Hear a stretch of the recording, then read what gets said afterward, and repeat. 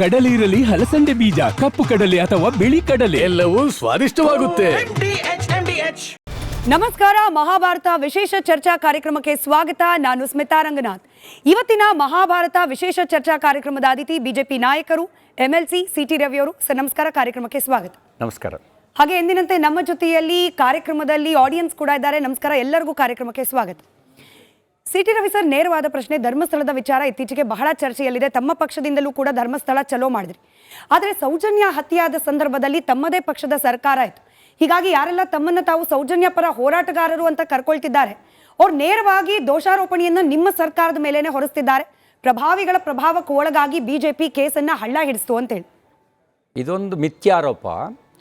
2012 ಕೊನೆಗೆ ಸೌಜನ್ಯ ಹತ್ಯೆಯಾಗಿದ್ದು, 2013ಕ್ಕೆ ಮತ್ತು ಕಾಂಗ್ರೆಸ್ ಸರ್ಕಾರನೇ ಬಂತು. ಎನ್ಕ್ವೈರಿಯಾಗಿ FIR ಆಗಿದ್ದು BJP ಸರ್ಕಾರದ ಅವಧಿಯಲ್ಲಿ. ಏನು ದೂರು ಕೊಟ್ಟರು ಅದು FIR ಆಯಿತು. ತನಿಖೆ ಆಗಿದ್ದು ಪೂರ್ತಿ ಕಾಂಗ್ರೆಸ್ ಸರ್ಕಾರದ ಅವಧಿಯಲ್ಲಿ. ಹಾಗಾಗಿ BJP ಸರ್ಕಾರ ಹಳ್ಳ ಹಿಡಿಸ್ತು ಅನ್ನೋದು ಸತ್ಯದ ಅರಿವಿಲ್ಲದೆ ಇರೋರು, ಯಾವಾಗ ಎನ್ಕ್ವೈರಿ ಆಯಿತು ಅನ್ನೋದರ ಸಾಮಾನ್ಯ ಜ್ಞಾನವೂ ಇಲ್ಲದೆ ಇರೋರು, BJPಯ ಬಗ್ಗೆ ಆರೋಪ ಮಾಡಬೇಕು ಅಂತಲೇ ತೀರ್ಮಾನ ಮಾಡಿರ್ತಕ್ಕಂಥವ್ರು, ಆ ಥರದವ್ರು ಮಾತ್ರ ಆರೋಪ ಮಾಡೋಕ್ಕೆ ಸಾಧ್ಯ. FIR ಆಗಿದ್ದು BJP ಸರ್ಕಾರದ ಅವಧಿಯಲ್ಲಿ, ತನಿಖೆ ಆಗಿದ್ದು ಪೂರ್ತಿ ಕಾಂಗ್ರೆಸ್ ಸರ್ಕಾರದ ಅವಧಿಯಲ್ಲಿ.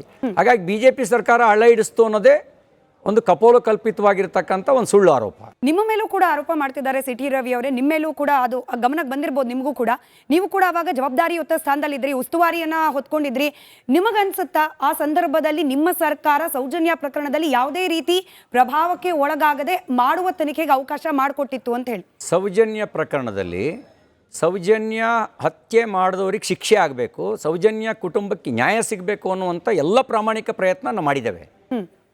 ಎಲ್ಲ ಪ್ರಾಮಾಣಿಕ ಪ್ರಯತ್ನ ಮಾಡಿದ್ದೇವೆ. ಆ ಪ್ರಯತ್ನ ಮಾಡಿ ಅವತ್ತೊಬ್ಬ ಆರೋಪಿಯನ್ನು ಅವತ್ತಿನ ಸಾಂದರ್ಭಿಕ ಸಾಕ್ಷಿಗಳ ಆಧಾರದಲ್ಲಿ ಅರೆಸ್ಟ್ ಎಲ್ಲ ಮುಕ್ತ ಅಧಿಕಾರನೇ ಕೊಟ್ಟಿತ್ತು. ನೋಡಿ, ಇಂಥ ವಿಷಯಗಳಲ್ಲಿ ಯಾವಾಗಲೂ ಸರ್ಕಾರ ಇನ್ವಾಲ್ವ್ ಆಗಲ್ಲ.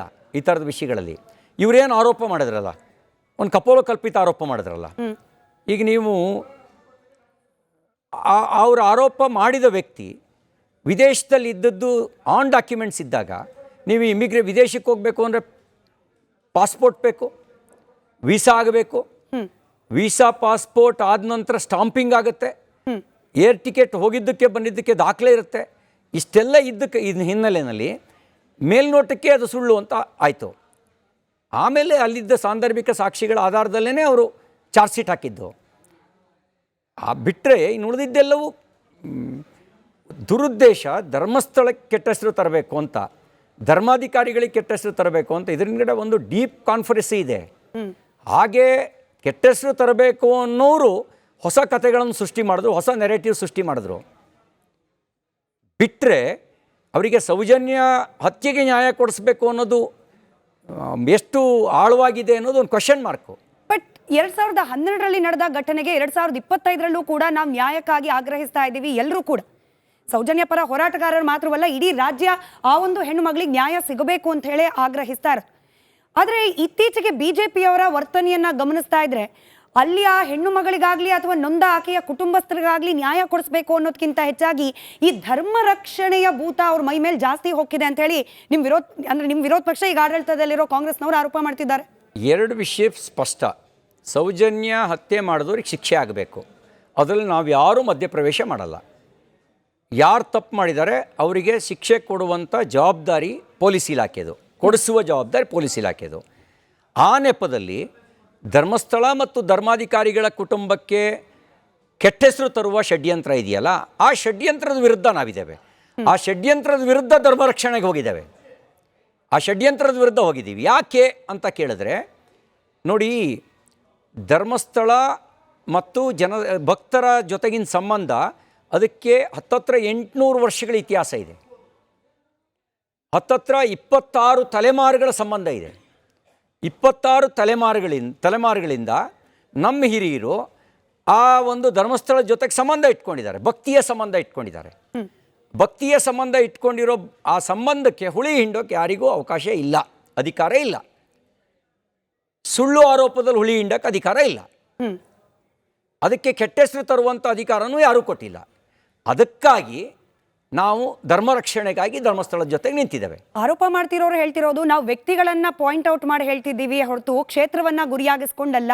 ಬಿಜೆಪಿಯವರು ಡೆಲಿಬ್ರೇಟ್ ಆಗಿ ವ್ಯಕ್ತಿಯನ್ನ ಕ್ಷೇತ್ರವನ್ನ ಕೊಲಾಬ್ ಮಾಡಿ ತಮ್ಮ ಹೊಸದೊಂದು ವಾದವನ್ನ ಮುಂದಿಡ್ತಿದ್ದಾರೆ ಅಂತ ಹೇಳಿ. ಈಗ ನೀವು ಯೂಟ್ಯೂಬ್ ಚಾನಲ್ಗಳು ಪ್ರಸಾರ ಮಾಡಿದ್ರಲ್ಲ, ಅವರು ವ್ಯಕ್ತಿಯನ್ನು ಟಾರ್ಗೆಟ್ ಮಾಡಿದ್ರು, ಧರ್ಮಸ್ಥಳವನ್ನು ಟಾರ್ಗೆಟ್ ಮಾಡಿದ್ರು, ಯಾರನ್ನು ಟಾರ್ಗೆಟ್ ಮಾಡಿದರು? ಧರ್ಮಾಧಿಕಾರಿಗಳನ್ನು ಇಂಡೈರೆಕ್ಟಾಗಿ ಟಾರ್ಗೆಟ್ ಮಾಡಲಿಲ್ವಾ? ಅವ್ರ ಕುಟುಂಬವನ್ನು ಟಾರ್ಗೆಟ್ ಮಾಡಲಿಲ್ವಾ? ಅವರೇನು ಇನ್ವೆಸ್ಟಿಗೇಷನ್ ಆಫೀಸರಾ? ಅಥವಾ FIR ಬುಕ್ ಆಗಿತ್ತಾ? ಚಾರ್ಜ್ ಶೀಟಲ್ಲಿ ಹೆಸರಿತ್ತಾ? ಧರ್ಮಸ್ಥಳದ ಹೆಸರು, ಧರ್ಮಾಧಿಕಾರಿಗಳ ಹೆಸರು, ಅವ್ರ ಕುಟುಂಬದ ಹೆಸರು ಚಾರ್ಜ್ ಶೀಟಲ್ಲಿತ್ತ? FIRನಲ್ಲಿತ್ತ? ದೂರಿನಲ್ಲಿತ್ತ? ದೂರಿನಲ್ಲಿ ಅವ್ರ ಹೆಸರಿರಲಿಲ್ಲ, FIRನಲ್ಲಿ ಅವ್ರ ಹೆಸರಿರಲಿಲ್ಲ, ಚಾರ್ಜ್ ಶೀಟ್ನಲ್ಲಿ ಅವ್ರ ಹೆಸರಿರಲಿಲ್ಲ. ಪೊಲೀಸ್ ಇನ್ವೆಸ್ಟಿಗೇಷನ್, CBI ಇನ್ವೆಸ್ಟಿಗೇಷನ್, ಎರಡೂ ಇನ್ವೆಸ್ಟಿಗೇಷನ್ ಅವ್ರ ಹೆಸರಿಲ್ಲ. ಈ ಅಯೋಗ್ಯರಿಗೆ ಯಾರು ಅಧಿಕಾರ ಕೊಟ್ಟಿದ್ದು? ಯಾರು ಅಧಿಕಾರ ಕೊಟ್ಟಿದ್ದು ಕೆಟ್ಟ ಹೆಸರು ತರೋದಕ್ಕೆ? ಅದರ ವಿರುದ್ಧ ನಾವು ಧ್ವನಿ ಎತ್ತಿದ್ದೇವೆ. ಬಿಡಬೇಕಿತ್ತಾ? ಯಾವನೊಬ್ಬ ಹೇಳ್ತಾನೆ ಬುಲ್ಡೋಜರ್ ತಗೊಂಡು ಧರ್ಮಸ್ಥಳನ ಉಡಾಯಿಸ್ಬೇಕು ಅಂಥೇಳಿ, ಬಿಡಬೇಕಿತ್ತಾ? ಎಷ್ಟು ದಿನ ಸಹಿಸ್ತಾರೆ? ಅದ್ರ ವಿರುದ್ಧ ಧ್ವನಿ ಎತ್ತಿದ್ದೇವೆ. ಆಯಿತು, ಅವನು ಯಾರೋ ಬುರ್ಡೆ ಗ್ಯಾಂಗು ಹೇಳಿದ ಕಡೆಗೆಲ್ಲ ಆಗಿದ್ರಲ್ಲ, ಏನೋ ರೋಚಕ ಅನ್ನೋ ರೀತಿಯ ಕುತೂಹಲ ಹುಟ್ಟಿಸೋ ರೀತಿಯಲ್ಲಿ ಎಲ್ಲರೂ ಹೋಗಿ ನಿಂತ್ಕೊಂಡು ಏನೋ ನಡೀತಾ ಇದೆ ಅಂತ ತೋರಿಸಿದ್ರಲ್ಲ, ಏನು ಸಿಕ್ತು?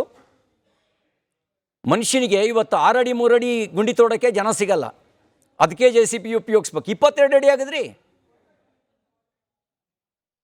ಅದನ್ನ ಇಟ್ಕೊಂಡು ಅಪಪ್ರಚಾರ ಮಾಡಿದ್ರಿ, ನ್ಯಾಷನಲ್ ಇಂಟರ್ನ್ಯಾಷನಲ್ ಚಾನಲ್ಗಳಲ್ಲೆಲ್ಲ ದೊಡ್ಡದಾಗಿ ತೋರಿಸಿದ್ರಿ. ಅಂದರೆ ಹಾಗೆ ಮಾಡಿದಾಗಲೂ ನಾವೇನು ಮಾತಾಡಬಾರ್ದು, ಏನು ಬೇಕಾದರೂ ಕೆಟ್ಟ ಹೆಸರು ತರಲಿ, ಭಕ್ತರ ಭಾವನೆಗಳ ಜೊತೆಯಲ್ಲಿ ಚೆಲ್ಲಾಟ ಆಡಲಿ, ನಂಬಿಕೆ ಬಗ್ಗೆ ಒಂದು ಅನುಮಾನ ಸೃಷ್ಟಿ ಮಾಡಲಿ, ಅಪನಂಬಿಕೆ ಸೃಷ್ಟಿಸಲಿ, ಸುಮ್ಮನಿರಬೇಕಾ?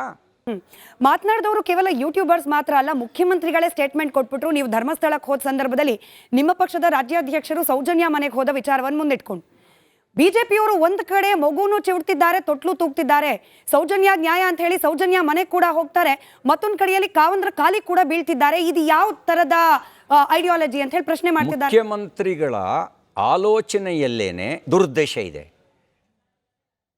ಸೌಜನ್ಯ ಮತ್ತು ಧರ್ಮಾಧಿಕಾರಿಗಳನ್ನು ಎದುರು ಬದ್ರ ನಿಲ್ಲಿಸೋದೇ ಒಂದು ಹುನ್ನಾರ, ಒಂದು ಷಡ್ಯಂತ್ರ.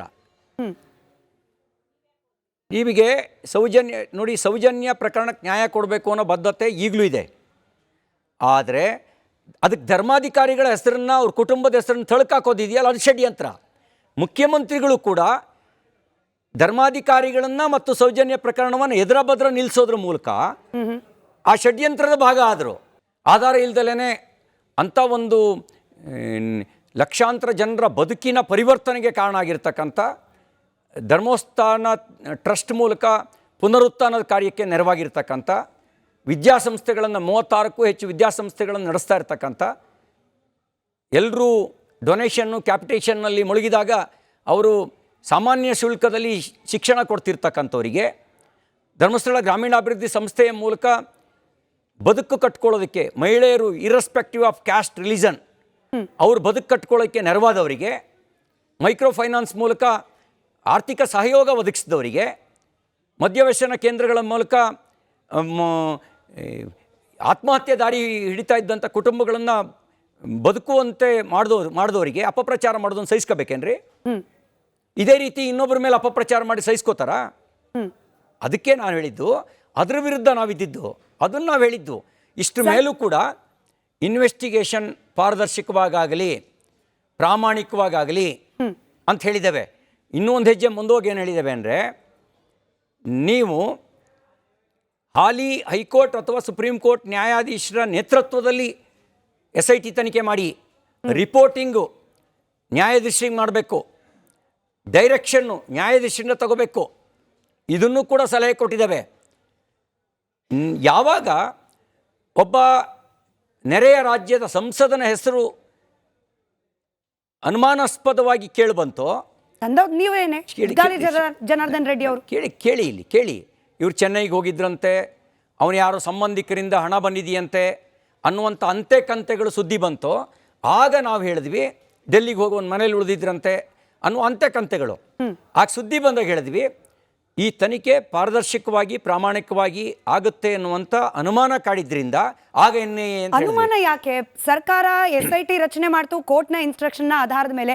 SIT ಅಧಿಕಾರಿಗಳು ತನಿಖೆ ಮಾಡ್ತಿದ್ದಾರೆ, ಅದು ಪ್ರಾಮಾಣಿಕವ ಅಪ್ರಾಮಾಣಿಕವ ಅವ್ರು ವರದಿ ಕೊಟ್ಟ ನಂತರದಲ್ಲಿ ಡಿಸೈಡ್ ಆಗೋದು. ಈ ತ್ವರಿತ ಗತಿಯಲ್ಲಿ ಸರ್ಟಿಫೈ ಮಾಡೋ ತರಾತುರಿಯಲ್ಲಿ ಬಿಜೆಪಿ ಯಾಕಿದೆ? ಪ್ರಾಮಾಣಿಕವಾಗಿ ತನಿಖೆ ನಡೆಸ್ತಾ ಇಲ್ಲ ಅನ್ನೋ ಅನುಮಾನ ಬಿಜೆಪಿಗರಿಗೆ ಯಾಕೆ ಕಾಡ್ತಾ ಇದೆ ಅಂತ? ಯಾಕೆ ಕಾಡ್ತಾ ಇದೆ ಅಂತಂದರೆ ಸರ್ಕಾರದ ನಡೆ ಅನುಮಾನಾಸ್ಪದವಾಗಿತ್ತು, ಅದಕ್ಕೆ ಕಾಡ್ತಾ ಇದೆ. ಈಗ ಮಾನ್ಯ ಉಪಮುಖ್ಯಮಂತ್ರಿಗಳು ಅವ್ರು ಹೇಳಿಲ್ವಾ ಧರ್ಮಸ್ಥಳದ ಒಂದು ಷಡ್ಯಂತ್ರ ಇದೆ.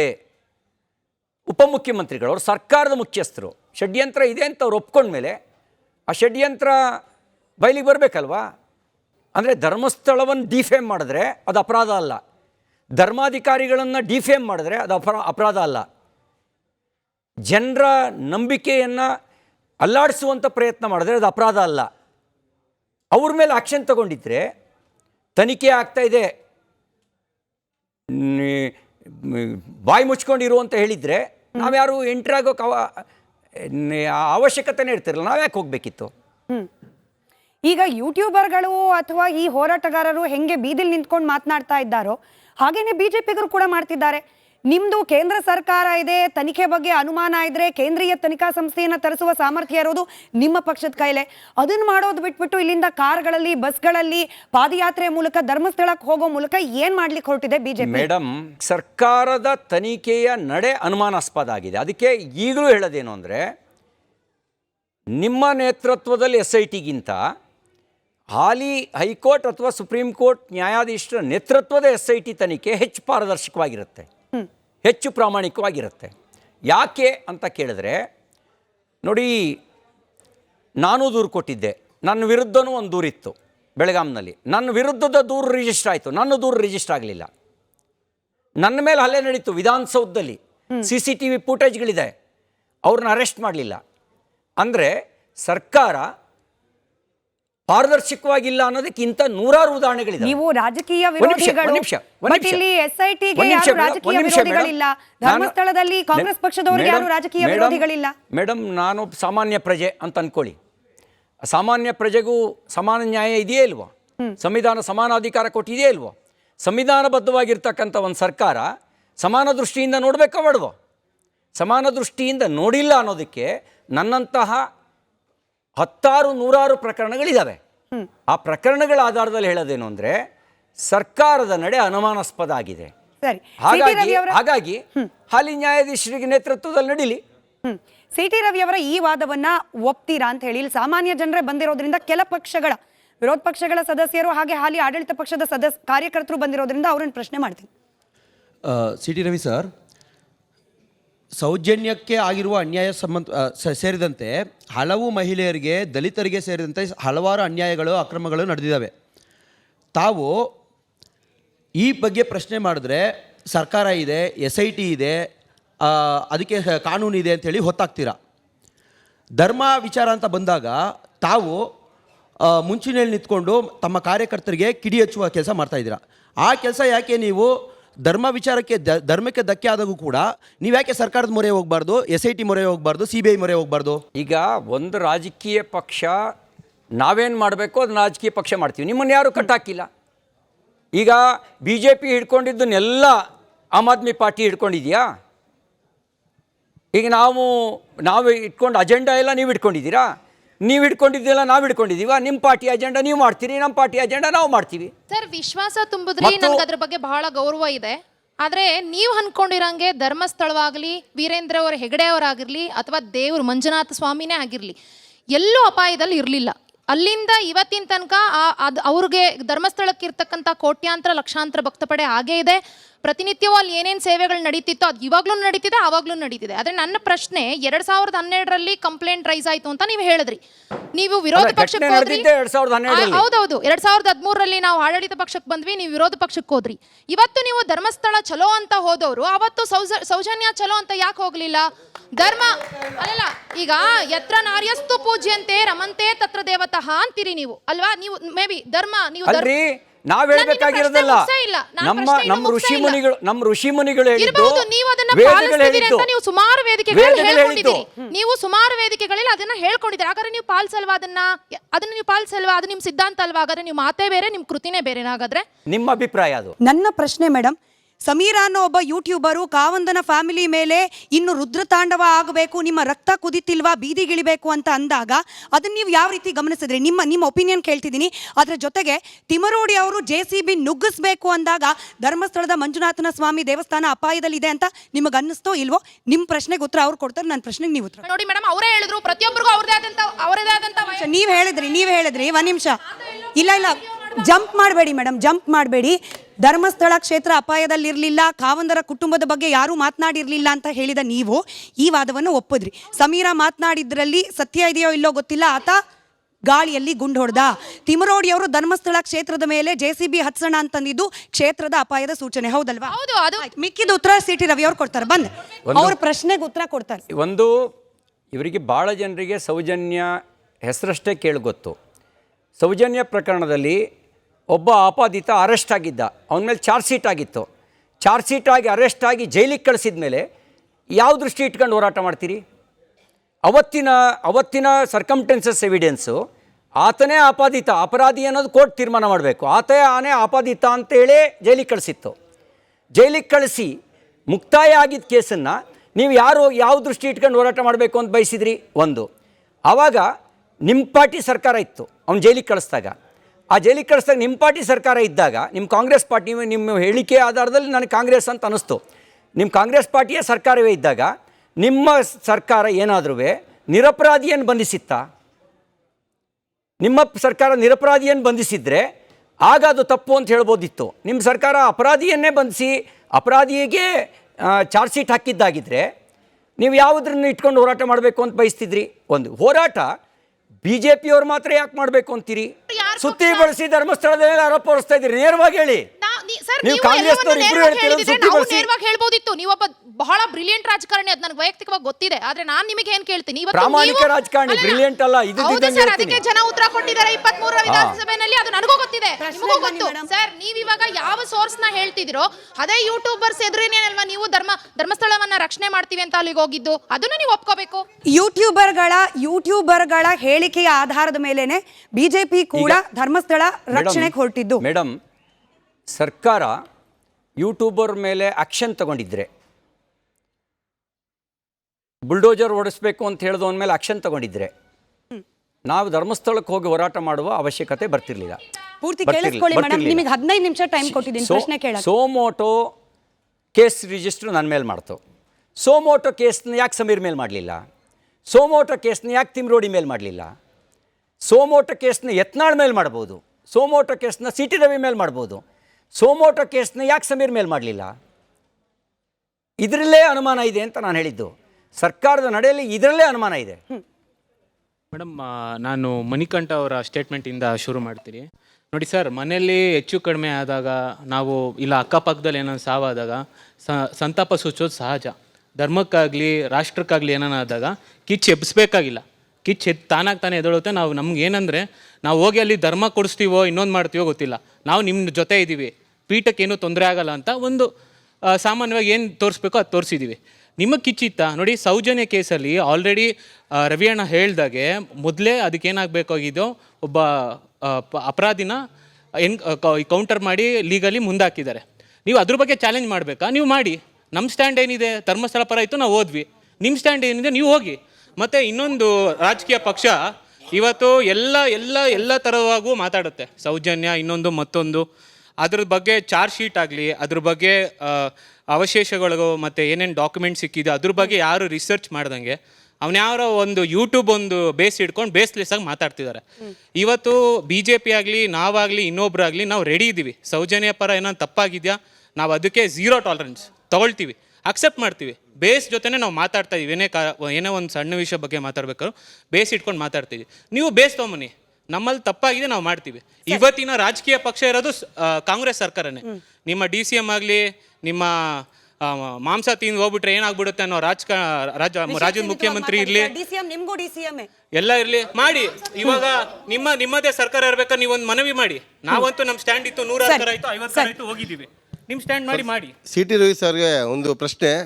ಆಗ್ಲೇ ಹೇಳಿದ್ರಿ ಯಾದಗಿರಿಲಿ ಒಬ್ಬ ಎಸ್ ಟಿ ಸಮುದಾಯದವ್ರನ್ನ ಸತ್ತ ಸಂದರ್ಭದಲ್ಲಿ ನಾವೇ ಹೋಗ್ಬಿಟ್ಟು ಪ್ರತಿಭಟನೆ ಮಾಡಿದ್ವಿ.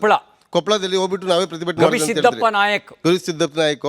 ಆದರೆ ಇದೇ ನಮ್ಮ ಚಿಕ್ಕಬಳ್ಳಾಪುರದಲ್ಲಿ ಪ್ರದೀಪ್ ಈಶ್ವರ್ ಅವರು ಕ್ಷೇತ್ರದಲ್ಲಿ ಏನು ನಮ್ಮ ಸುಧಾಕರ್ ಇದಾರಲ್ಲ, MP ಸುಧಾಕರು, ಅವ್ರ ಹೆಸರು ಬರೆದಿಟ್ಬಿಟ್ಟು ಒಬ್ಬ ದಲಿತರು ಸತ್ತೋದ್ರು. ನೀವು ಯಾಕೆ ಬಂದು ಹೋರಾಟ ಮಾಡಲಿಲ್ಲ? ನೀವು ಯಾಕೆ ಬಂದು ಹೋರಾಟ ಮಾಡಲಿಲ್ಲ? ಅವರು ದಲಿತರಲ್ವಾ?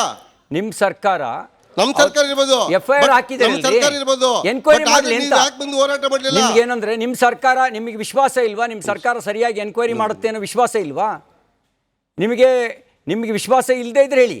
ಈಗ ನಾವು ಹೇಳ್ತಾ ಇದ್ದೀವಿ, ಅವರಿಗೆ ಇವತ್ತು ಡಾಕ್ಟರ್ ಸುಧಾಕರ್ ಏನು ಇವತ್ತು ಅಧಿಕಾರದಲ್ಲಿರೋರಲ್ಲ, ಮಂತ್ರಿಯೂ ಅಲ್ಲ, ಯಾವಾಗಲೂ ಅಂತ ಅವ್ರು ಇಡೀ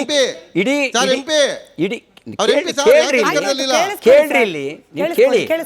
ಅವ್ರು ಏನು ಆರೋಪ ಮಾಡಿದರೆ ಆ ಥರದ ಸಣ್ಣ ಜನ ಅಂತ ನಮಗೆ ಯಾರಿಗೂ ಅನ್ನಿಸ್ತಿಲ್ಲ. ಸಣ್ಣ ಜನ ಯಾರೋ ಡ್ರೈವರ್ ಕೆಲಸ ಕೊಡಿಸ್ತೀನಿ ಅಂಥೇಳಿ ದುಡ್ಡು ತಗೊಳ್ಳುವಂಥ ದುರವಸ್ಥೆಗೆ ಬಂದಿರುವಂಥ ಸಣ್ಣ ಜನ ಅಂತ ನಮಗೆ ಅನ್ನಿಸ್ತಿಲ್ಲ. ನಿಮಗೀಗ ಮುಕ್ತವಾಗಿ ಕಂಪ್ಲೇಂಟ್ ಕೇಸ್ ರಿಜಿಸ್ಟರ್ ಮಾಡಿದ್ದೀರಿ, ನ್ಯಾಯವಾಗಿ ಎನ್ಕ್ವೈರಿ ಮಾಡಿ. ನಿಮ್ಮ ಹತ್ರ ಸಾಕ್ಷಿಗಳಿದ್ರೆ, ನಿಮ್ಮಂಥ ಯಾರೋ ಮಧ್ಯವರ್ತಿಗಳು ದುಡ್ಡು ತಿಂದು ಸುಧಾಕರ್ ಹತ್ರ ಮಾತಾಡಿದ್ದೀನಿ ಅಂತ ಕೇಳ್ರಿ, ಸ್ವಲ್ಪ ಕೇಳ್ರಿ,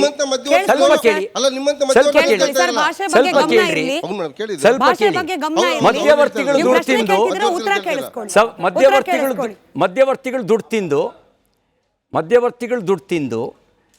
ಮಂತ್ರಿ ಹೆಸರಿಗೆ ತಲೆ ಕಟ್ಟಿದ್ರೆ ಇವು ಎಷ್ಟೋ ವಿಷಯಗಳು ಗೊತ್ತೇ ಇರಲ್ಲ.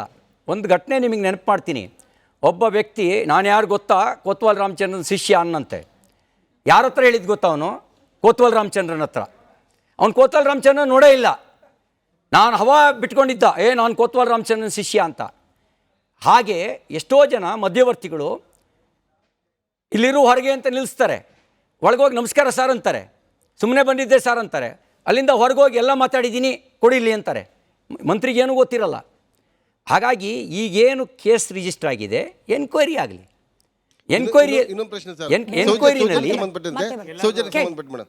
ಸರ್, ಈಗ ಧರ್ಮಸ್ಥಳದ ಬಗ್ಗೆ ಆಗ್ಲಿ ಮತ್ತೆ ವೀರೇಂದ್ರ ಹೆಗಡೆ ಅವರ ಬಗ್ಗೆ ಆಗ್ಲಿ ಅಷ್ಟೊಂದು ಅಪಾರವಾದ ಗೌರವ ಅಂತ ಇಟ್ಕೊಂಡಿರುವಂತವ್ರು, ನಿಮಗಿಲ್ವಾ ಗೌರವ?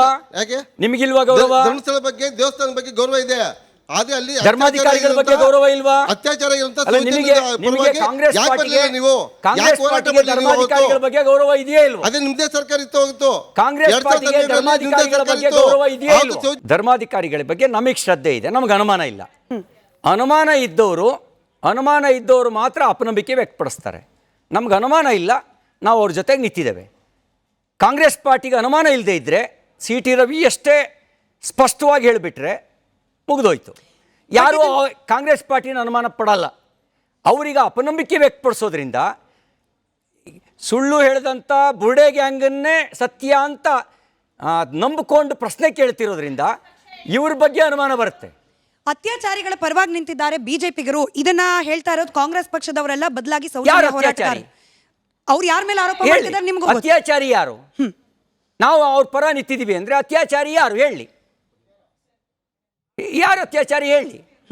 SIT ತನಿಖೆ ಹೇಳಿದೆಯಾ? CBI ಹೇಳಿದೆಯಾ? ಯಾರು ಹೇಳಿದ? ಅತ್ಯಾಚಾರಿನ ನಾವು ಸಮರ್ಥನೆ ಮಾಡಲ್ಲ, ಮಾಡೋದು ಇಲ್ಲ. ಸರ್, ನೀವು ಹೇಳ್ತಾ ಇದ್ರಿ ಕಾಂಗ್ರೆಸ್ ಪಕ್ಷದವರು ಆದರೆ ಧರ್ಮಸ್ಥಳದ ಬಗ್ಗೆ ನಂಬಿಕೆ ಇಲ್ಲ ಅಥವಾ ಧರ್ಮಸ್ಥಳದ, ಒಂದು ನಿಮಿಷ, ಕಾಂಗ್ರೆಸ್ ಪಕ್ಷದವರು ವಿರೋಧ, ನಾವು ಯಾವತ್ತೂ ವಿರೋಧ ವ್ಯಕ್ತಪಡಿಸಿಲ್ಲ ಸರ್. ಕಾಂಗ್ರೆಸ್ ಪಕ್ಷ ಅನ್ನೋ ಪದನ ನೀವು ಬಳಸಬೇಡಿ. ನಾವ್ಯಾರು ಧರ್ಮಸ್ಥಳದ ಬಗ್ಗೆ ಏನು ಈ ಥರ ವಿಚಾರಗಳನ್ನ ಇದುವರೆಗೂ ಮಾತಾಡಿಲ್ಲ. ಒಂದು, ಅಲ್ಲಿ ನಡೆದಿರೋದು ಸೌಜನ್ಯ ಏನು ಒಂದು ಅನ್ಯಾಯ ಆಗಿದೆ. ಸೌಜನ್ಯ ಅವರಿಗೆ ನ್ಯಾಯ ಕೊಡಿಸ್ಬೇಕು ಅಂತ ಮಹಿಳಾ ಆಯೋಗಕ್ಕೆ ಕೆಲವರ ಒತ್ತಾಯ ಬಂದಾಗ ಮಹಿಳಾ ಆಯೋಗದವರು CM ಅವರಿಗೆ ಲೆಟರ್ ಬರೆದಾಗ ಒಂದು SIT ತನಿಖೆ ಆಗಬೇಕು ಅನ್ನೋ ನಿಟ್ಟಿನಲ್ಲಿ CM ಅವರು ಈ ಒಂದು SIT ರಚನೆಯನ್ನ ಮಾಡಿರ್ತಾರೆ. ಇದು ಕಾನೂನುಬದ್ಧವಾಗಿ ನಡೀತಾ ಇರಬೇಕಾದ್ರೆ ನೀವು ಪ್ರತಿ ಟೈಮು ಕಾಂಗ್ರೆಸ್ ಅವರು ಅಂತ ನೀವು ಯಾಕೆ ಬೆರಳು ತೋರಿಸ್ತಿದ್ದೀರಾ? ಯಾವುದೇ ಕಾಂಗ್ರೆಸ್ ಅವರು ನಾವು ಧರ್ಮಸ್ಥಳದ ವಿರುದ್ಧ ಇದ್ದೀವಿ ಅಂತ ನಾವು ಎಲ್ಲೂ ಹೇಳ್ಕೊಂಡಿಲ್ಲ. ನೀವು ಧರ್ಮ ರಾಜಕಾರಣ ಮಾಡಿ ಬೇಳೆ ಬೇಯಿಸ್ಕೊಳ್ಳೋಕ್ಕೆ ನೀವು ಮಾಡ್ತಾ ಇರೋದೇ ಹೊರತಾಗಿ, ಈ ಮೊದಲು ಸಹ ಧರ್ಮಸ್ಥಳದ ಧರ್ಮಾಧಿಕಾರಿ ವೀರೇಂದ್ರ ಹೆಗ್ಗಡೆ ಅವರು SITಯನ್ನು ಸ್ವಾಗತ ಮಾಡ್ತಾರೆ. ಅದಲ್ಲದೆ ಸಹ ಶಕ್ತಿ ಯೋಜನೆಯಿಂದ ಸಾಕಷ್ಟು ಜನ ನಮ್ಮ ದೇವಸ್ಥಾನಕ್ಕೆ ಬರ್ತಿದ್ದಾರೆ ಅಂತ ಮುಜರಾಯಿ ಇಲಾಖೆಗೆ ಅವರು ಪತ್ರವನ್ನ ಬರೀತಾರೆ. ಈ ರೀತಿ ಕಾಂಗ್ರೆಸ್ ಸರ್ಕಾರವನ್ನ ಹಾಡಿ ಹೊಗಳಿದ್ದ ವೀರೇಂದ್ರ ಹೆಗ್ಗಡೆ ಅವರು ಹೇಳಿರ್ಬೇಕಾದ್ರೆ ನೀವು ಧರ್ಮ ರಾಜಕಾರಣ ಮಾಡಿ ನಿಮ್ಮ ರಾಜಕೀಯ ಬೇಳೆ ಈಗ ಬಿಜೆಪಿಗೆ ಕರ್ನಾಟಕದಲ್ಲಿ ಅಸ್ತಿತ್ವ ಉಳಿದಿಲ್ಲ. ರವಿ ಅವ್ರಿಗೂ ಸಹ ಅಸ್ತಿತ್ವ ಉಳಿದಿಲ್ಲ. ಆಯ್ತು ಮೇಡಮ್, ಭಾಷಣ ಅಲ್ಲ. ಇದಕ್ಕೆ ಉತ್ತರ ಕೊಡೋಕ್ ಮುಂಚೆ ನಂದು ಸಿಂಪಲ್ 2 ಪ್ರಶ್ನೆ ಇದೆ. ಒಂದು, ನೀವ್ ಹೇಳಿದ್ರಿ ಮಹಿಳಾ ಆಯೋಗ ಹೋಗಿ ದೂರು ಕೊಟ್ಟದ್ದಕ್ಕೆ SIT ರಚನೆ. ದಿನೇಶ್ ಗುಂಡೂರಾವ್ ಅವರ ಹೇಳಿಕೆಯನ್ನ ನೀವು ಗಮನಿಸಿದ್ರಾ? ಹೇಳಿ ಮೇಡಮ್, ಏನ್ ಹೇಳಿದ್ರು? ನೀವು ಗಮನಿಸಿದ್ರ? ನೀವು ಗಮನಿಸಿಲ್ಲ. ಎಡಪಂಥೀಯ ಸಂಘಟನೆಗಳ ಒತ್ತಾಯದ ಮೇರೆಗೆ SIT ರಚನೆ ಮಾಡಿದ್ದೇವೆ.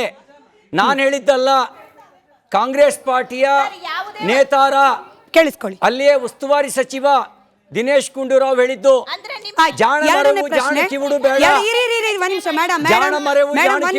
ಎರಡನೇ ಪ್ರಶ್ನೆ, ನೀವು ಹೇಳಿದ್ರಿ ಕಾಂಗ್ರೆಸ್ನವರು ಎಲ್ಲೂ ಕೂಡ ಧರ್ಮಸ್ಥಳದ ಪರನೋ ವಿರೋಧನೋ, ಸೌಜನ್ಯ ಪರ ವಿರೋಧ ನಾವು ಮಾಡ್ತಿಲ್ಲ, SIT ತನಿಖೆ ರಚನೆ ಆಗಿದೆ, ಅದಕ್ಕೆ ನಾವು ಬದ್ಧರಾಗಿದ್ದೀವಿ ಅಂತ ಹೇಳಿ. ಆದ್ರೆ ಧರ್ಮಸ್ಥಳದ ಧರ್ಮಾಧಿಕಾರಿಯನ್ನ ಅತ್ಯಾಚಾರಿ ಅಂತ ಕರಿತಿದ್ದವರ ವಿರುದ್ಧ ಕಾಂಗ್ರೆಸ್ ಸರ್ಕಾರದ ಮೌನ ಯಾಕೆ?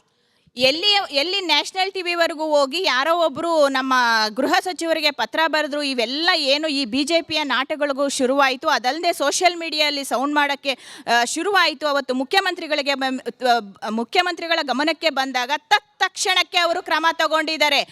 ಯಾರ ವಿರುದ್ಧ ಯಾರೇ ಅಂದ್ರೆ ಗಮನಕ್ಕೆ ಈಗ ನೀವು ಸರಿ, ಕಾವಂದರನ್ನ ಕಾಮಾಂಧ ಹಾಗೆ ಅತ್ಯಾಚಾರಿ ಅಂತ ಕರೆದವರ ಮೇಲೆ ಕ್ರಮ ಆಗಿದೆಯಾ ಇಲ್ವಾ? ಮೇಡಮ್, ಆಗ್ತಿದೆ. ಯಾರೇ ತಪ್ಪಾಗಿಲ್ಲ.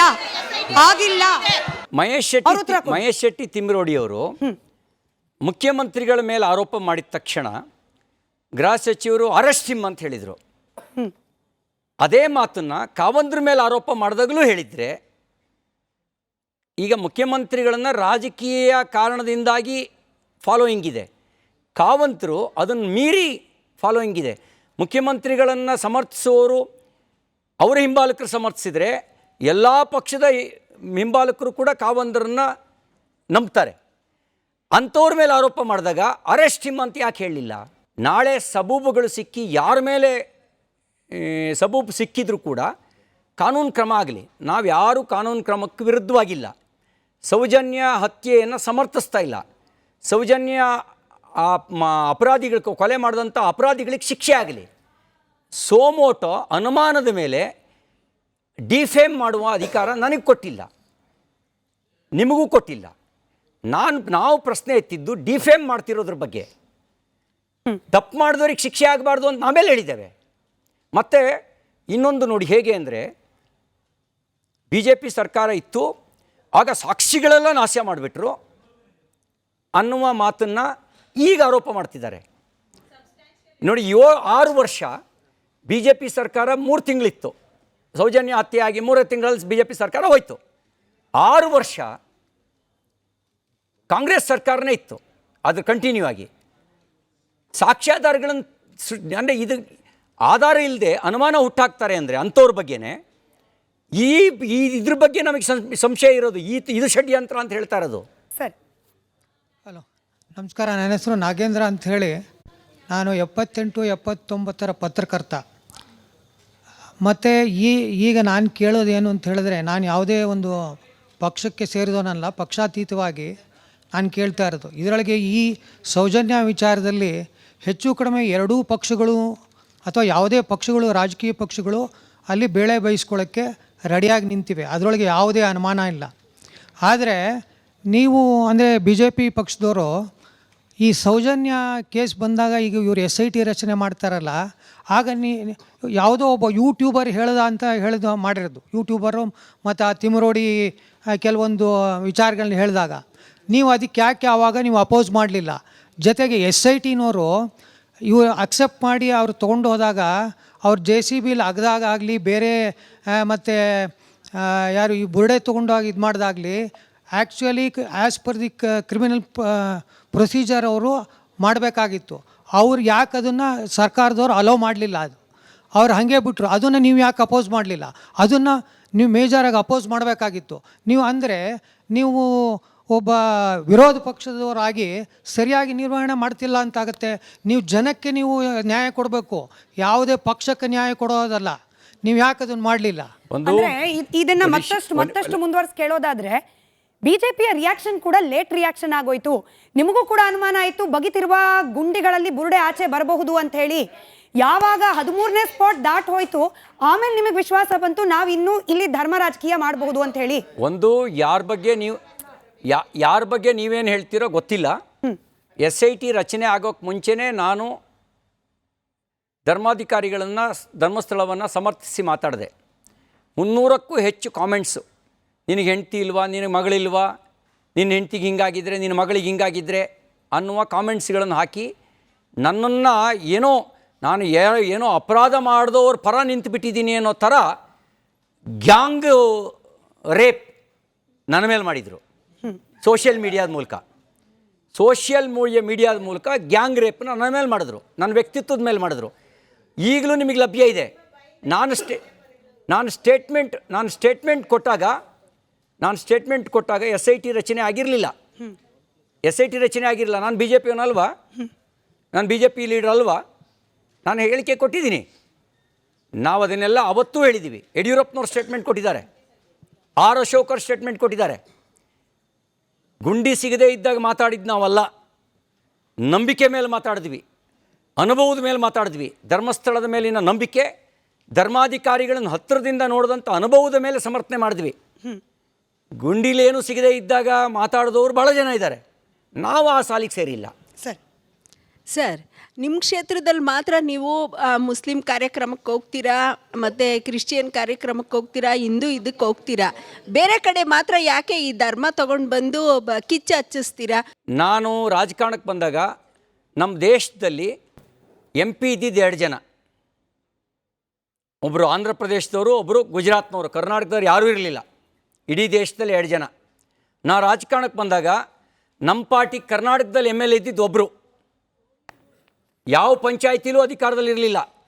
ಅಧಿಕಾರಕ್ಕೆ ಆಸೆ ಪಟ್ಕೊಂಡು ಬರೋದಾಗಿದ್ದರೆ ಅಧಿಕಾರದಲ್ಲಿರುವ ಅಥವಾ ವಿರೋಧ ಪಕ್ಷವಾಗಿರೋ ಪಕ್ಷಕ್ಕೆ ಬರ್ತಿದ್ದೆ. ಸಿದ್ಧಾಂತಕ್ಕೆ ರಾಜಕಾರಣಕ್ಕೆ ಬಂದಿರೋದು. ಸಿದ್ಧಾಂತ ಹಿಂದುತ್ವ ಅಂತೀರ, ಹಿಂದೂ ಅಂತ ಯಾವತ್ತೂ ಹೇಳಿದ್ದಲ್ಲ. ಒಂದನೇದು. ಎರಡನೇದು, ಸಂವಿಧಾನ ಹುದ್ದೆಯಲ್ಲಿದ್ದೀರಾ.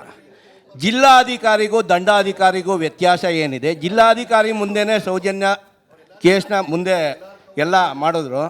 ಅಂದರೆ ಜಿಲ್ಲಾಧಿಕಾರಿ ದಂಡಾಧಿಕಾರಿ ಆಗಲ್ವಾ? ಒಂದು ನಿರ್ದಿಷ್ಟವಾಗಿರುವಂಥ ಕೋರ್ಟ್ ಕಂಡಕ್ಟ್ ಮಾಡಿದಾಗ ಅವರು ದಂಡಾಧಿಕಾರಿ ಆಗ್ತಾರೆ. ನಾರ್ಮಲಿ ಜಿಲ್ಲಾಧಿಕಾರಿ ಅವರಿಗೆ ಅರೆ ನ್ಯಾಯಾಧಿಕಾರ ಇದೆ. ತಹಸೀಲ್ದಾರರಿಗೆ, DC ಗೆ ಎಲ್ಲ ಅರೆ ನ್ಯಾಯಾಧಿಕಾರ ಇದೆ. ದಂಡಾಧಿಕಾರಿಯಾಗಿ ಆದೇಶ ಮಾಡಿದಾಗ ಅವರು ದಂಡಾಧಿಕಾರಿ. ಸಾಮಾನ್ಯ ಸಂದರ್ಭಗಳಲ್ಲಿ ಅವರು ಜಿಲ್ಲಾಧಿಕಾರಿ. ಮುಂದೆನೇ ಎಲ್ಲನೂ ಮಾಡಬೇಕು ಅಂತ ಕೋರ್ಟ್ ನಿರ್ದೇಶನ ಇದೆ ಸರ್ ಅದರಲ್ಲಿ. ಹಂಗಾಗಿ ಅದನ್ನು ಜಿಲ್ಲಾಧಿಕಾರಿ ಮಾಡ್ತಾರೆ. ಕಾಂಗ್ರೆಸ್ ಪಕ್ಷನ ಯಾಕೆ ತರ್ತೀರಾ? ಅಲ್ಲ, ನಾನು ಕಾಂಗ್ರೆಸ್ ಪಕ್ಷನ ಯಾಕೆ ತರ್ತೀರಾ? ನೋಡಿ, ಅವರು ಧರ್ಮಸ್ಥಳ ಅಂತ ಇಲ್ಲಿ ಬಂದಮೇಲೆ 58 ಸತಿ ಹೇಳಿದ್ದೀರಾ ನೀವು. ನಾನು ಅಪರಾಧನ ಸರ್ ಅದು? ಅಪರಾಧನ ಧರ್ಮಸ್ಥಳ ಸನ್ನಿಧಿನೇ ಬಳಸಲಿಲ್ಲ ಅವರು. ಸನ್ನಿಧಿ ಬಳಸಲಿಲ್ಲ. ಅಲ್ಲ, ಧರ್ಮಸ್ಥಳ ಒಂದ್ ನಿಮಿಷ ಧರ್ಮಸ್ಥಳ ಅಲ್ಲಲ್ಲ ಸರ್, ಗ್ರಾಮ ಅದು ನಮಗೆ. ಆಯ್ತು, ಧರ್ಮಸ್ಥಳ ಅನ್ನೋದು ಅಪರಾಧನ? ಅದೊಂದು ಗ್ರಾಮ ಮೇಡಮ್ ಅವರೇ, ಗ್ರಾಮನೇ, ಅದ್ರ ಹೆಸರು ಧರ್ಮಸ್ಥಳ. ಸೌಜನ್ಯ ಹತ್ಯೆ ನಡೆದಿರೋದೇ ಅಲ್ಲೇ, ಅದಕ್ಕೆ ಹೆಸರು ತಗೊಂತಾರೆ. ನನಗೆ ಗೊತ್ತಿಲ್ಲ ಸರ್, ನಿಮ್ ಈ ಆರ್ಗ್ಯುಮೆಂಟ್ ನ ನಮ್ಮ ವೀಕ್ಷಕರು ಸರಿನಾ ತಪ್ಪ ಅವ್ರು ಜಡ್ಜ್ ಮಾಡ್ಲಿ. ನಿಮ್ ಪ್ರಶ್ನೆಗೆ ಅವ್ರು ಉತ್ತರ ಕೊಡ್ತಿದ್ರು, ಕೇಳಿಸ್ಕೊಳ್ಳಿ. ಒಂದು ಇವತ್ತಿನ ಡಿಬೇಟೇ ಕೇಳಿಸ್ಕೊಳ್ಳಿ. ನೋಡಿ, ಇದು 59ನೇ ಸರಿ ಹೇಳ್ತಾ ಇದ್ದೀನಿ, ಕೇಳಿಸ್ಕೊಳ್ಳಿ. ಇವತ್ತಿನ ಡಿಬೇಟೇ ಧರ್ಮಸ್ಥಳದ ಬಗ್ಗೆ. ಧರ್ಮಸ್ಥಳದ ಹೆಸರನ್ನು ತಗೊಳ್ಳದಲ್ಲೇ ಧರ್ಮಸ್ಥಳದ ಬಗ್ಗೆ ಡಿಬೇಟ್ ಮಾಡಬೇಕು ಅಂದರೆ ನನಗೆ ಇಂಟಾಲರೆನ್ಸ್ ಇದೆ ನಿಮಗೆ ಅಂತ ಅನಿಸುತ್ತೆ. ಧರ್ಮಸ್ಥಳದ ಹೆಸರೇ ನಿಮಗೆ ಸಹಿಸ್ಕೊಳ್ಳೋಕ್ಕಾಗದೇ ಇದ್ದರೆ ನೀವು ಧರ್ಮಾಧಿಕಾರಿಗಳನ್ನು ಸಹಿಸ್ಕೊಳ್ಳೋಕೆ ಸಾಧ್ಯನೇ ಇಲ್ಲ. ನಿಮಗೆ ಸೌಜನ್ಯ ಪ್ರಕರಣದಲ್ಲಿ ನ್ಯಾಯ ಬೇಕಾಗಿಲ್ಲ. ನಿಮಗೆ ಸೌಜನ್ಯ ಪ್ರಕರಣದಲ್ಲಿ ನ್ಯಾಯ ಬೇಕಾಗಿಲ್ಲ. ನಿಮಗೆ ಧರ್ಮಸ್ಥಳ ಕೆಟ್ಟ ಹೆಸರು ತರೋದು ಮಾತ್ರ ಬೇಕಾಗಿದೆ. ಮತಾಂತರಿಗಳ ನೆಕ್ಸಸ್ ಇದೆ ಅಂತ ಹೇಳಿ ಆರೋಪ ಮಾಡ್ತೀರಿ. ಈ ಹೋರಾಟಗಾರರ ಹಿನ್ನೆಲೆ ಜೊತೆಯಲ್ಲಿ ಅದು ಕೂಡ ಮಿಕ್ಸ್ ಆಗಿ ಹೋಗಿದೆ ಅಂತ ಹೇಳಿ. ಈಗ ಸೌಜನ್ಯ ಪರ ಹೋರಾಟ ಮಾಡ್ತಾ ಇರೋದು ತಿಮರೋಡಿ ಅವರು, ಮಟ್ಟಣ್ಣನವರವರು, ಅವ್ರ ಜೊತೆಯಲ್ಲಿ ಇರ್ತಕ್ಕಂಥ BM ಭಟ್ರು, ದಿನೇಶ್ ಗಾಣಿಗ ಅವರು, ಇವರನ್ನು ಹೊರತುಪಡಿಸಿ ಅನೇಕರು ಹಿಂದೂಗಳೇ. ಇಲ್ಲಿ ಮತಾಂತರ ಅನ್ನೋದು ಎಲ್ಲಿಂದ ಲಿಂಕ್ ಆಯಿತು? ಸೌಜನ್ಯ ಹೋರಾಟಗಾರರನ್ನ ಮತಾಂತರಿಗಳು ಅಂತ ಹೇಳಿ ಯಾಕೆ ಆರೋಪ ಮಾಡ್ತಿದ್ದೀರಿ? ಒಂದು ನೀವು ಗಮನಿಸಬೇಕಾಗಿರೋ ಸಂಗತಿಗಳಿದ್ದಾವೆ. ಸನಾತನ ಧರ್ಮವನ್ನು ಅವಹೇಳನ ಮಾಡುವಂಥ, ಡೆಂಗ್ಯೂ ಮಲೇರಿಯಾಕ್ಕೆ ಹೋಲಿಸಿದಂಥ ಯಾವ ಸನಾತನ ಧರ್ಮ ವೇದಗಳನ್ನು ಕೊಡ್ತು, ಯಾವ ಸನಾತನ ಧರ್ಮ ಸರ್ವೇ ಜನೋ ಸುಖಿನೋ ಭವಂತು ಅನ್ನುವಂಥ ಮಂತ್ರವನ್ನು ಕೊಡ್ತು, ಯಾವ ಸನಾತನ ಧರ್ಮ ವಸುದೈವ ಕುಟುಂಬಕಂ ಅಂತ ಹೇಳ್ತು, ಯಾವ ಸನಾತನ ಧರ್ಮ ಸಕಲ ಜೀವಾತ್ಮಗಳಿಗೂ ಲೇಸನ್ನೇ ಬಯಸು ಅಂತ ಹೇಳ್ತು, ಆ ಸನಾತನ ಧರ್ಮದ ಬಗ್ಗೆ ಅವಹೇಳನ ಮಾಡುವಂಥ ಕೆಲಸ ಮಾಡುವಂಥ ಒಂದು ರಾಜಕೀಯ ಪಕ್ಷದ ಜೊತೆಗೆ ರಾಜ್ಯದಲ್ಲಿರುವ ಆಡಳಿತ ಪಕ್ಷ ಮೈತ್ರಿ ಮಾಡಿಕೊಂಡಿದೆ. ಎರಡನೇದಾಗಿ ಅಲ್ಲಿ ಯಾವ ಪ್ರಯೋಗ ಮಾಡಿದ್ರು ತಮಿಳುನಾಡಿನಲ್ಲಿ, ಮೊದಲು ನಂಬಿಕೆಯನ್ನು ಡಿಸ್ಟೆಬಿಲೈಸ್ ಮಾಡಬೇಕು. ಆ ನಂಬಿಕೆ ಡಿಸ್ಟೆಬಿಲೈಸ್ ಮಾಡಿದ್ರೆ ನಿಮಗೆ ಸ್ಪೇಸ್ ಸಿಗುತ್ತೆ, ಜಾಗ ಸಿಗುತ್ತೆ. ಧರ್ಮಸ್ಥಳ ಅಂದರೆ ಕೋಟ್ಯಾಂತರ ಜನರ ನಂಬಿಕೆ, ಭಕ್ತಿಯ, ಶ್ರದ್ಧೆಯ ಸ್ಥಳ. ಧರ್ಮಸ್ಥಳ, ತಿರುಪತಿ, ಹಾಗೆಯೇ ಶಬರಿಮಲೆ, ಇವೆಲ್ಲ ನಂಬಿಕೆ, ಭಕ್ತಿ, ಶ್ರದ್ಧೆಯ ಸ್ಥಳ. ಇಲ್ಲಿ ನಂಬಿಕೆ ಭಕ್ತಿಯಲ್ಲಿ ಸ್ವಲ್ಪ ಅಪನಂಬಿಕೆ ಶುರುವಾದರೆ ಆಗ ಬೆಳೆ ಇಲ್ಲದೆ ಇದ್ದ ಕಡೆ ಕಳೆ ಬೆಳೆಯುತ್ತೆ. ಮತಾಂತರ ಮಾಡುವವರಿಗೆ ಸ್ಪೇಸ್ ಸಿಗುತ್ತೆ. ಆ ಸ್ಪೇಸ್ನ ಕ್ರಿಯೇಟ್ ಮಾಡ್ಕೊಳ್ಳುವಂಥ, ಎಲ್ಲಿವರೆಗೆ ನಿಮಗೊಂದು ನಂಬಿಕೆ ಇರುತ್ತೆ, ನಂಬಿಕೆ ಇರೋವ್ರಿಗೆ ಇನ್ನೊಂದಕ್ಕೆ ಜಾಗ ಕೊಡಲ್ಲ ನೀವು. ನಂಬಿಕೆ ಬುಡ ಅಲ್ಲಾಡಿದಾಗ ನೀವು ಇನ್ನೊಬ್ಬರಿಗೆ ಇನ್ನೊಂದು ಕಡೆ ಮಾತನ್ನು ಕೇಳ್ತೀರಿ. ಇವರು ಟೂಲು, ತಿಮ್ರೋಡಿ, ಗಿರೀಶ್ ಮಟ್ಟಣ್ಣ, ಜಯಂತು, ಇವರೆಲ್ಲರ ಟೂಲ್ ಕಿಟ್ ಬೇರೆ ಇದೆ, ಮಾಸ್ಟರ್ ಮೈಂಡ್ ಬೇರೆ ಇದೆ. ಇದನ್ನು ನಾವು ಅನುಮಾನ ಅಂತ ಹೇಳಿದ್ದೇವೆ. ಇದರ ಪ್ರಾಮಾಣಿಕ ತನಿಖೆಗೋಸ್ಕರನೇ ಹಾಲಿ ನ್ಯಾಯಾಧೀಶರ ನೇತೃತ್ವದಲ್ಲಿ ತನಿಖೆ ಆಗಿ ಅಂತ ಕೇಳ್ತಾ ಇದ್ದೀವಿ. ಸರಿ, SIT ತನಿಖೆ ಬೇಡ ಅಂತ ಹೇಳಿಲ್ಲ. ಮಾನಿಟ್ರ್ ಯಾರು ಮಾಡಬೇಕು, ಗೈಡ್ ಯಾರು ಮಾಡಬೇಕು, ರಿಪೋರ್ಟಿಂಗ್ ಯಾರಿಗೆ ಹೋಗಬೇಕು, ಅದು ಹಾಲಿ ನ್ಯಾಯಾಧೀಶರಿಗೆ ಹೋಗಬೇಕು. ಇದನ್ನು ನಾವು ಹೇಳಿದ್ದೇವೆ. ಯಾರು ಹೇಳೋದು ಫಸ್ಟ್ ಸ್ಟಾರ್ಟಿಂಗ್ ಸರ್ ಬಂದ ತಕ್ಷಣ ಕಿಚ್ಚತ್ತಿಸ್ತಾರೆ ಅಂತ. ಇವಾಗ ನಾವು ಬೆಂಗಳೂರು ಜೀವನ ಮಾಡೋಕೆ ಬಂದಿದ್ವಿ. ಮನೆಯಲ್ಲಿ ಬೆಂಕಿ ಬಿದ್ದುತ್ತೆ ಅಂದರೆ ಮಕ್ಕಳೇ ಕಾಪಾಡಬೇಕು, ಅನ್ಯ ಧರ್ಮದವ್ರು ಯಾರು ಬಂದು ಕಾಪಾಡಲ್ಲ. ಅದು ನಮ್ಮ ಮನೆ, ನಾವು ಕಾಪಾಡಬೇಕು, ಅದು ಯಾರು ಬಂದು ಕಾಪಾಡಲ್ಲ. ನಮ್ಮ ಕರ್ತವ್ಯ ನಾವು ಮಾಡ್ತಿದ್ವಿ. ಹಂಗೆ ಗೌರವ ಇದ್ರೆ ಕಾಂಗ್ರೆಸ್ ಅವರು ಧರ್ಮಸ್ಥಳದ ವಿರುದ್ಧವಾಗಿ ಕಾಂಗ್ರೆಸ್ ಅವರು ಒಂದು ನಿಮಿಷ ಗೌರವ ಕೊಟ್ಟಿದ್ದೀವಿ ಸರ್, ಗೌರವ ಕೊಟ್ಟೆ, ಯಾವುದೇ ತಪ್ಪು ವ್ಯವಸ್ಥೆ ಮಾಡಿಲ್ಲ, ಗೌರವ ಕೊಟ್ಟು. ಒಂದೇ ನಿಮಿಷ ಮ್ಯಾಮ್, ಒಂದೇ ನಿಮಿಷ ಸಮುದಾಯ ನೀವು ಕೊಡಿ. ಆಮೇಲೆ ಧರ್ಮಸ್ಥಳದ ಪರವಾಗಿ ಕಾಂಗ್ರೆಸ್ ಅವರು ನಿಂತಿದ್ದೀರಾ, ಧರ್ಮಸ್ಥಳದ ಪರವಾಗಿ ಕಾಂಗ್ರೆಸ್ ನಿಂತಿದ್ದೀರಾ ಹಂಗಿದ್ರೆ ಎಲ್ಲಿ ನಿಂತಿದ್ದೀರಿ? ನಿಂತಿಲ್ಲ, ಎಲ್ಲ ನಿಂತಿದ್ದೀರಿ ಬಿಜೆಪಿ. ನಮಸ್ಕಾರ, CT ರವಿ ಸರ್. ನಾನು KRS ಪಕ್ಷ ಕರ್ನಾಟಕ ರಾಷ್ಟ್ರ ಸಮಿತಿ ರವಿ ಸುಬ್ರಹ್ಮಣ್ಯ ಅಂತ. ಈಗ ನಾವು ಕಾಂಗ್ರೆಸ್ ಪರವಾಗೂ ಇಲ್ಲ, BJP ಪರವಾಗೂ ಇಲ್ವಾ, ಅಥವಾ JDS ಪರವಾಗೂ ಇಲ್ಲ, ಯಾರ ಪರವಾಗೂ ಇಲ್ಲ. ನಮ್ಮದು ಒಂದು ಸ್ವತಂತ್ರ ಪಕ್ಷ. ನಾವು ನ್ಯಾಯಯುತವಾಗಿ ಹೋರಾಡ್ತಾ ಇದ್ದೀವಿ. KRS ಪಕ್ಷ ನೀವು ಕೇಳಿರ್ಬೋದು, ಕರ್ನಾಟಕ ರಾಷ್ಟ್ರೀಯ ಸಮಿತಿ ಅಂತ. ನಾವು ಕೂಡ ಧರ್ಮಸ್ಥಳ ಎಲ್ಲ ಪಾದಯಾತ್ರೆ ಹೋಗಿದ್ದೀವಿ. ನಾವು ನಿಮ್ಗೇನು ಕೇಳ್ತಾ ಇರೋದಂತ ಅಂದರೆ, ನೀವು BJP ಅವರಿಗೆ ಇವತ್ತು ನೀವು ಒಂದು ಅಪೋಸಿಟ್ ಪಕ್ಷದವರಾಗಿ ನಿಮಗೆ ಫುಲ್ ಅಧಿಕಾರ ಇದೆ. ನೀವು ಸದನದಲ್ಲಿ ಇದು ಚರ್ಚೆ ಮಾಡಬೇಕು. ಈಗ ಏನೊಂದು ಸೌಜನ್ಯ ಇದೆ ಅದಕ್ಕೆ ನೀವು ನ್ಯಾಯ ಕೊಡಿಸೋಂಥ ಕೆಲಸ ಮಾಡಬೇಕು. ನೀವು ಬೇರೆ ಯಾವುದು ಕೂಡ ಹೇಳ್ಕೋಬಾರ್ದು. ಜನಗಳಿಗೆ ಒಳ್ಳೇದಾಗಬೇಕು, ಜನಗಳಿಗೆ ನಿಮ್ಮಿಂದ ನ್ಯಾಯ ಕೊಡಿಸ್ಬೇಕು. ಒಂದು ನೋಡಿ, ಹೀಗೆ ಸೌಜನ್ಯ ಪ್ರಕರಣದಲ್ಲಿ COD ತನಿಖೆ ಆಯಿತು, CBI ತನಿಖೆ ಆಯಿತು. ಇನ್ಯಾವ ತನಿಖೆ ಆಗಬೇಕು ಅಂತ ಬಯಸ್ತೀರಿ ಹೇಳಿ, ಅದ್ರ ಪರವಾಗಿ ನಾವು ಮಾತಾಡ್ತೀವಿ. ನಾವು CBI ತನಿಖೆಯೂ ಮೇಲೂ ನಂಬಿಕೆ ಇಲ್ಲದೆ ಇದ್ದರೆ, COD ತನಿಖೆಯ ಮೇಲೂ ನಂಬಿಕೆ ಇಲ್ಲದೆ ಇದ್ದರೆ, ಸ್ಥಳೀಯ ಪೊಲೀಸರ ತನಿಖೆ ಮೇಲೂ ನಂಬಿಕೆ ಇಲ್ಲದೆ ಇದ್ದರೆ, ಈ ಮೂರು ವ್ಯವಸ್ಥೆ ಬಿಟ್ಟು ನಾವಿನ್ನು ಇಂಟರ್ಪೋಲ್ನ ಕರೆಸೋಕ್ಕಾಗಲ್ಲ ಈ ವಿಷಯದಲ್ಲಿ. ಹಾಗಾಗಿ ನಮಗೆ ಏನಾಗ್ತದೆ, ನಿಮಗೆ ನಿಮ್ಮ ಪ್ರಾಮಾಣಿಕ ಕಳಕಳಿಯೇ ಇರ್ಬೋದು. ಸ್ಥಳೀಯ ಪೊಲೀಸರು ತನಿಖೆ ಆಯಿತು, COD ತನಿಖೆ ಆಯಿತು, CBI ತನಿಖೆ ಆಯಿತು, ಇನ್ನೇನು ಮಾಡಬೇಕು ಹೇಳಿ? ಇಷ್ಟಾದಮೇಲೂ ಕೂಡ ಒಲ್ಲದ ಗಂಡನಿಗೆ ಮೊಸರಲ್ಲಿ ಕಲ್ಲು ಅಂತ ಕೆಲವರು ನಿರ್ದಿಷ್ಟವಾಗಿರುವಂಥ ನೆರೆಟಿವ್ನ ಫಿಕ್ಸ್ ಮಾಡಿಕೊಂಡು ಇದೇ ಇದೇ ಇದೇ ಅನ್ನುವಂಥ ಭಾವನೆಯನ್ನು ಬಿತ್ತುವಂಥ ಪ್ರಯತ್ನ ಮಾಡಿದ್ರೆ ನೋಡಿ ನಮ್ಮ ದೇಶದ ಈಗ ನ್ಯಾಯಾಧೀಶರ ಬಗ್ಗೆ ನಾನು ಕಾಮೆಂಟ್ಸ್ ಮಾಡೋಕ್ಕೆ ಹೋಗಲ್ಲ.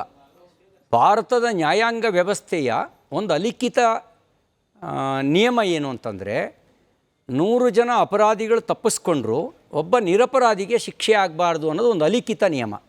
100 ಜನ ಅಪರಾಧಿಗಳು ತಪ್ಪಿಸ್ಕೊಂಡ್ರು ಒಬ್ಬ ನಿರಪರಾಧಿಗೆ ಶಿಕ್ಷೆ ಆಗಬಾರ್ದು ಅನ್ನೋದು ಅಲಿಖಿತ ನಿಯಮ. ಹಾಗಾಗಿಯೇ ನಿನ್ನೆ 40 ಲಕ್ಷದ ಆಸ್ತಿ, ಇವತ್ತು 400 ಕೋಟಿ ಆಸ್ತಿ, ನಿರ್ದೋಷಿಯಾಗಿ ಹೊರಗೆ ಬರ್ತಾರೆ. ಕೇಳಿದ್ರೆ ಹೇಳ್ತಾರೆ ಆಲೂಗೆಡ್ಡೆ ಬೆಳೆದಿದ್ದೆ ಅಂತ ಹೇಳ್ತಾರೆ. ಚಿನ್ನದ ಆಲೂಗೆಡ್ಡೆನಾ ಅಂತ ಕೇಳಿದ್ರೆ ಅವ್ರ ಹತ್ರ ಉತ್ತರ ಇಲ್ಲ. ನೀವು ಯಾವ ಆಲೂಗೆಡ್ಡೆ ಬೆಳೆದಿದ್ರಿ, ಆ ಫಾರ್ಮುಲಾ ರೈತರಿಗೆ ಕೊಟ್ಟರೆ ರೈತರೆಲ್ಲ ಉದ್ಧಾರ ಆಗ್ತಾರೆ ಅಂದರೆ ಉತ್ತರ ಇಲ್ಲ. CBI ತನಿಖೆ ಮಾಡಿಸಿದ್ದೀನಿ ಅಂತ ಹೇಳಿದ್ರಿ. CBI ತನಿಖೆಯಲ್ಲಿ ವರದಿ ಏನು ಬಂತು? ಖುಲಾಸೆ ಮಾಡಿದ್ರು. ಏನು ಅವರು ಸಂತೋಷ್ ಅವರು ಇದ್ದಾರೆ, ಅವರು ಮಾನಸಿಕ ಅಸ್ವಸ್ಥರು, ಇವ್ರು ಯಾವುದೇ ಸಾಕ್ಷ್ಯಾಧಾರಗಳು ದೊರಕಿಲ್ಲ ಅಂತ. ತಪ್ಪು ಸರ್. CBI ತನಿಖೆಯಲ್ಲಿ ಹಂಗೆ ಬಂದಿಲ್ಲ. ಪ್ಲೀಸ್ CBI ತನಿಖೆಯಲ್ಲಿ ಹಂಗೆ ಬಂದಿಲ್ಲ. ಆತ ಮಾನಸಿಕ ಅಸ್ವಸ್ಥ ಅಲ್ಲ ಅಂತ ಹೇಳಿ ಇಲ್ಲಿಂದ ಸ್ವಲ್ಪನೇ ದೂರದಲ್ಲಿರುವ ನಿಮಾನ್ ಸರ್ಟಿಫಿಕೇಟ್ ಇದೆ, ಸಾಕ್ಷ್ಯಾಧಾರಗಳ ಕೊರತೆ ಅಂತ ಹೇಳಿ. ಬಟ್ ನಿಮ್ಮ ಪ್ರಶ್ನೆ ಏನಿದೆ ಅದನ್ನ ಹೇಳಿ. ಅದಾಯಿತು. ಆಗ ಮಾಧ್ಯಮದವರ ಪ್ರತಿಫಲ ಮತ್ತು ಹೋರಾಟಗಾರರ ಪ್ರತಿಫಲದಿಂದ SIT ತನಿಖೆ ರಚನೆ ಆಯಿತು. ಆಮೇಲೆ ಮುಂದೆ ಒಂದೇ ಹೆಜ್ಜೆ ಹೋಗಿ ಸೌಜನ್ಯ ಪ್ರಕರಣಕ್ಕೆ ಸಂಬಂಧಪಟ್ಟಂತೆ ಅವಳಿಗೆ ಏನು ಅನ್ಯಾಯ ಆಯಿತು, ದೌರ್ಜನ್ಯ ಆಯಿತು, ಆ ಸಂಬಂಧವಾಗಿ ಅವಳ ಒಳ ಉಡುಪು ಆಗಿರ್ಬೋದು, ಮತ್ತೊಂದಾಗಿರ್ಬೋದು, ಆ ಬಟ್ಟೆಗಳು ಆ ಸ್ಥಳದಲ್ಲಿ ಸಿಕ್ಕಿದ್ದೇ ಅಲ್ಲ. ಅದಾದ ಮೇಲೆ ಪೊಲೀಸ್ನವರು ಹೋಗ್ಬಿಟ್ಟು ಸೌಜನ್ಯಳ ಮನೆಯಿಂದ ತಗೊಬಂದಿರೋದು ಅಂತಕ್ಕಂಥದ್ದು ಖುದ್ದು ಅವ್ರ ಮನೆಯವರೇ ಹೇಳಿದ್ದಾರೆ. ಸೊ ಅಂಥ ಸಂದರ್ಭದಲ್ಲ BJP ಅವರಾಗಲಿ BJP ಕಾರ್ಯಕರ್ತರಾಗಲಿ ಯಾರೂ ಧ್ವನಿ ಎತ್ತಿಲ್ಲ. ಯಾವಾಗ ಧರ್ಮಾಧಿಕಾರಿಗಳ ಮೇಲೆ ಕಾಂಗ್ರೆಸ್ ಪಕ್ಷದವರು ಒಂದು ಆರೋಪನ ಹೊರಿಸಿದ್ರು, ಆಗ ನೀವು BJP ಅವರು ಎಂಟ್ರಿ ಆದ್ರಿ. ಅಂದರೆ ನಿಮ್ಮ ಒಂದು ಉದ್ದೇಶ ಭಾಳ ನೇರನಾ? ನೀವು ಸೌಜನ್ಯಕ್ಕೋಸ್ಕರ ಬಂದಿಲ್ಲ, ಧರ್ಮಕ್ಕೋಸ್ಕರ ಬಂದಿಲ್ಲ, ಧರ್ಮಾಧಿಕಾರಿಗಳ ಮೇಲೆ ಆಗಿರುವ ಆರೋಪ ಅವಹೇಳನಕಾರಿಗೋಸ್ಕರ ಬಂದಿದ್ದೀರಾ? ಸ್ಪಷ್ಟನೆ ಕೊಟ್ಬಿಡಿ. ಅಲ್ಲಿದ್ದಾರೆ ಸಿಟಿ ರವಿ ಅವರು ಉತ್ತರ ಕೊಡ್ತಾರೆ. ಅವ್ರು ಏನು ಹೇಳ್ತಾ ಇದ್ದಾರೆ ಅದೆಲ್ಲವೂ ಕಪೋಲ ಕಲ್ಪಿತ. ಯಾಕೆ ಅಂತಂದರೆ ಸೌಜನ್ಯ ಪ್ರಕರಣದಲ್ಲಿ ಅದನ್ನು ಪ್ರತ್ಯೇಕವಾಗಿ ನೋಡಿ. ಸೌಜನ್ಯ ಪ್ರಕರಣದ ನ್ಯಾಯ, ಅದು SIT ತನಿಖೆ ಯಾವುದೂ ನಾವು ಆರಂಭದಲ್ಲಿ ವಿರೋಧ ಮಾಡಲಿಲ್ಲ. ಯಾಕೆ ವಿರೋಧ ಮಾಡಲಿಲ್ಲ ಅಂತಂದರೆ ತನಿಖೆ ಅಲ್ವಾ ಆಗಲಿ ಅಂತಲೇ ಹೇಳಿದ್ವಿ. ನನ್ನ ಸ್ಟೇಟ್ಮೆಂಟ್ ಈಗಲೂ ನಿಮ್ಮ ಪಬ್ಲಿಕ್ ಡೊಮೈನಲ್ಲಿದೆ, ನೀವು ಟೆಲಿಕಾಸ್ಟ್ ಮಾಡಿದ್ದೀರಿ. ನನಗೆ ವಿಶ್ವಾಸ ಇದೆ, ಪುಟಕ್ಕಿಟ್ಟ ಚಿನ್ನದಂತೆ ಧರ್ಮಾಧಿಕಾರಿಗಳ ಕುಟುಂಬ ಹೊರಗೆ ಬರುತ್ತೆ ಅನ್ನುವಂಥ ಮಾತನ್ನು ನಾನು ಅವತ್ತು ಹೇಳಿದ್ದೆ. ತನಿಖೆಗೆ ಯಾವ ಭಯನೂ ಇಲ್ಲ. ತನಿಖೆಗೆ ಮುಂಚೆಯೇ ಅಪರಾಧ ಸ್ಥಾನದಲ್ಲಿ ನಿಲ್ಲಿಸುವಂಥ ಮಾನಸಿಕತೆ ಇದೆಯಲ್ಲ, ಅದನ್ನು ನಾವು ವಿರೋಧ ಮಾಡಿದ್ದು. ಸರಿ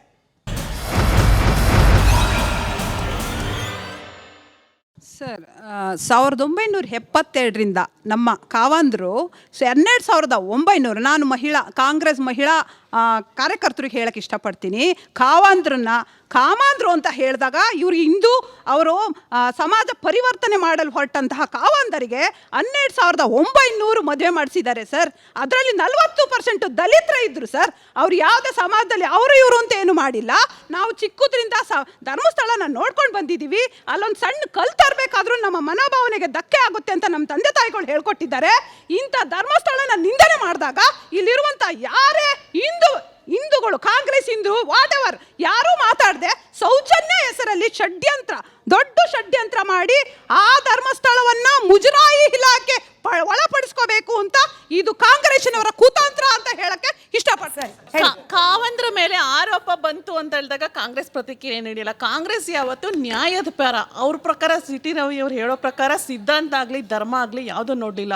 100 ಶವಗಳು ಇದ್ದಾವೆ ಅಂತ ಒಂದು ಧ್ವನಿ ಕೇಳಿಬಂದಾಗ್ಲೂ ಅದೊಂದು ಸಂಚಲನ ಸೃಷ್ಟಿ ಮಾಡಿ ರಾಜ್ಯಾದ್ಯಂತ ದೇಶಾದ್ಯಂತ ಸುದ್ದಿ ಆದಾಗಲೂ ಕೂಡ ನಮ್ಮ CM ಇದನ್ನ ನ್ಯಾಯ ಈ ರೀತಿ ಅವರು ತನಿಖೆ ಸಹನೆಯಿಂದ ಕಾಯಲಿ. SIT ಇದನ್ನ ತನಿಖೆ ನಿರೂಪಿಸಿದಾಗ ಧರ್ಮಸ್ಥಳದ ಹೆಸರು ಇನ್ನೂ ಹೆಚ್ಚಾಗುತ್ತೆ. ಕಾವಂದ್ರು ಅವರು ನಿರಾಧಾರ ಅವರು ಸಾಕ್ಷಿ ಏನೋ ಅವ್ರ ಮೇಲೆ ಆಪಾದನೆ ಇಲ್ದೇನೆ ಅವರು ಒಂದು ಒಳ್ಳೆ ಹೆಸರು ಬನ್ನಿ, ಇನ್ನೂ ಅವ್ರಿಗೆ ಒಳ್ಳೆ ಹೆಸರು ಬರುತ್ತೆ, ಆ ಕ್ಷೇತ್ರಕ್ಕೆ ಹೆಸರು ಉಳ್ಕೊಳ್ಳುತ್ತೆ. ಅದಕ್ಕಾಗಿ ಇವರು ತನಿಖೆಗೆ ಸಹಕರಿಸಬೇಕು, ಹೆದರ್ಕೊಳ್ಬಾರ್ದು. ಭಯ ಬಿದ್ದವ್ರಂಗೆ SIT ತನಿಖೆ ನಡೀತಾ ಇದೆ ಅಂತ ಸುಳ್ಳಾಗಿ ಇದನ್ನ NIT ಕೊಡಿ, ಅಲ್ಲಿ ಕೊಡಿ, ಇಲ್ಲಿ ಕೊಡಿ ಅಂತ ಭಯ ಬಿದ್ದು ಈಗ ಆ ಮೇಡಮ್ ಅವರು ಏನು ಸಾಮೂಹಿಕ ವಿವಾಹಗಳ ಬಗ್ಗೆ ಉದಾಹರಣೆ ಕೊಡ್ತಿದ್ರು. ಎಷ್ಟು ಮೇಡಮ್, ಎಷ್ಟು ಮದುವೆ ಮಾಡಿಸಿದ್ದಾರೆ ಅಂತ? ಎಷ್ಟು ಮದುವೆ ಮೇಡಮ್, ಎಷ್ಟು ಮದುವೆ? 12,900 ಮದುವೆ ಮಾಡಿಸಿದ್ದಾರೆ ಅಂತ ಹೇಳಿ. ಅದು ಸಾಮೂಹಿಕ, ಎಲ್ಲ ಸಮುದಾಯದವರು ಕೂಡ ಅಲ್ಲಿ ಬಂದು ಮದುವೆ ಆಗ್ಬೋದು ಅಂತ. ಇದೇ ಸಾಮೂಹಿಕ ವಿವಾಹದ ಬಗ್ಗೆ ಗಿರೀಶ್ ಮಟ್ಟಣ್ಣನವರ್ ಅನ್ನುವ ಸೌಜನ್ಯ ಪರ ಹೋರಾಟಗಾರರು ಹೇಳ್ತಾರೆ, ಹಾಗೆ ಸಾಮೂಹಿಕ ವಿವಾಹದಲ್ಲಿ ಮದುವೆಯಾದ ಹೆಣ್ಣು ಮಗಳು ಕಾವಂದರ ಜೊತೆಯಲ್ಲಿ ರಾತ್ರಿ ಕಳಿಬೇಕು ಅಂತ. ಇದನ್ನ ಕೇಳಿಸ್ಕೊಂಡು ಕೂಡ ಸುಮ್ಮನಿರಬೇಕು ಅಂತ ಹೇಳಿ ನೀವು ಬಯಸ್ತೀರಾ? ಇಲ್ಲ, ಇದೆಲ್ಲ ತಪ್ಪು. ಅವರು ವಿವಾಹ ನಡೆಯೋದು ಒಂದು ದೊಡ್ಡ ವಿಷಯ ಅಲ್ಲ. ಅಂತ ಒಂದು ಧರ್ಮಾಧಿಕಾರಿ ಅಂತ ಹೆಸರು ತಗೊಂಡಿರೋರು, ಈ ಕ್ಷೇತ್ರಕ್ಕೆ ಒಂದು ಲಕ್ಷಾಂತರ ಕೋಟ್ಯಾಂತರ ಆಸ್ತಿ ಉಳ್ಳವರು ಒಂದು 4 ಮದುವೆ ಮಾಡಿಸ್ತಾರೆ, ಅದೊಂದು ಖ್ಯಾತಿ ಅಲ್ಲ, ಅದು ಒಂದು ಸಣ್ಣ ಕೆಲಸ ಅಂತಾನೆ, ಅದು ಒಳ್ಳೆ ಕೆಲಸ, ಅದು ಮಾಡಲಿ ಅವ್ರ ಕ್ಷೇತ್ರಕ್ಕಾಗಿ. ಅದನ್ನ ಇಟ್ಕೊಂಡು ಅಲ್ಲಲ್ಲ, ನನ್ನ ಪ್ರಶ್ನೆ ಇದ್ದಿದ್ದು ಆ ಸಾಮೂಹಿಕ ವಿವಾಹದ ಬಗ್ಗೆ ಕೂಡ ಅಲ್ಲಿರೋ ಹೆಣ್ಣು ಮಕ್ಕಳು ಕಾವಂದರ ಜೊತೆಯಲ್ಲಿ ರಾತ್ರಿ ಕಳಿಬೇಕು ಅನ್ನೋ ಸೌಜನ್ಯ ಪರ ಹೋರಾಟಗಾರರ ಮಾತನ್ನ ನೀವು ಯಾವ ರೀತಿ ಗಮನಿಸ್ತೀರಾ? ಇದೆಲ್ಲ ಬಿಜೆಪಿಯವರು ಸೃಷ್ಟಿಸುವ. ಬಿಜೆಪಿ ಅಲ್ಲ ಮೇಡಮ್, ಗಿರೀಶ್ ಮಟ್ಟಣ್ಣನವರ್ ಅವರು ಬಿಜೆಪಿ ಬಿಟ್ಟು ಈಗ ಸೌಜನ್ಯ ಹೋರಾಟಗಾರರಾಗಿದ್ದಾರೆ. ಈ ರೀತಿ ಆರೋಪಗಳು ಬಂದಾಗ ಅವರು ಸಾಬೀತುಪಡಿಸಲಿ ಇದನ್ನ. ಈ ರೀತಿ ಹೀಗೆ ಮಾತನಾಡೋರ ವಿರುದ್ಧ ಬಿಜೆಪಿ ಪ್ರತಿಭಟನೆಗಳಿದ್ರೆ ತಪ್ಪಾ? ಬಿಜೆಪಿ ಇದ್ರ ಬಗ್ಗೆ ಪ್ರತಿಭಟನೆ ನಡೆಸ್ತಾ ಇರೋದಂದ್ರೆ ಆಯ್ತಾಯ್ತು ಸರ್ಕಾರದ ಅದನ್ನ CT ರವಿ ಅವರು ಕ್ಲಾರಿಫೈ ಮಾಡ್ಬಿಡ್ಲಿ, ಆಮೇಲೆ ಮದ್ದೂರು ವಿಚಾರಕ್ಕೆ ಹೋಗೋಣ. ಬಿಜೆಪಿಯ ಪ್ರತಿಭಟನೆ ಸರ್ಕಾರದ ವಿರುದ್ಧವೋ ಅಥವಾ ಧರ್ಮಾಧಿಕಾರಿಗಳು ಧರ್ಮಕ್ಷೇತ್ರದ ಬಗ್ಗೆ ಮಾತನಾಡ್ತಿದ್ದವರ ವಿರುದ್ಧವೋ? ಸರ್ಕಾರ ಅಂದರೆ ನಮಗೂ ಸೇರಿದ್ದು. ನಾವು ಧರ್ಮಾಧಿಕಾರಿಗಳ ಮೇಲೆ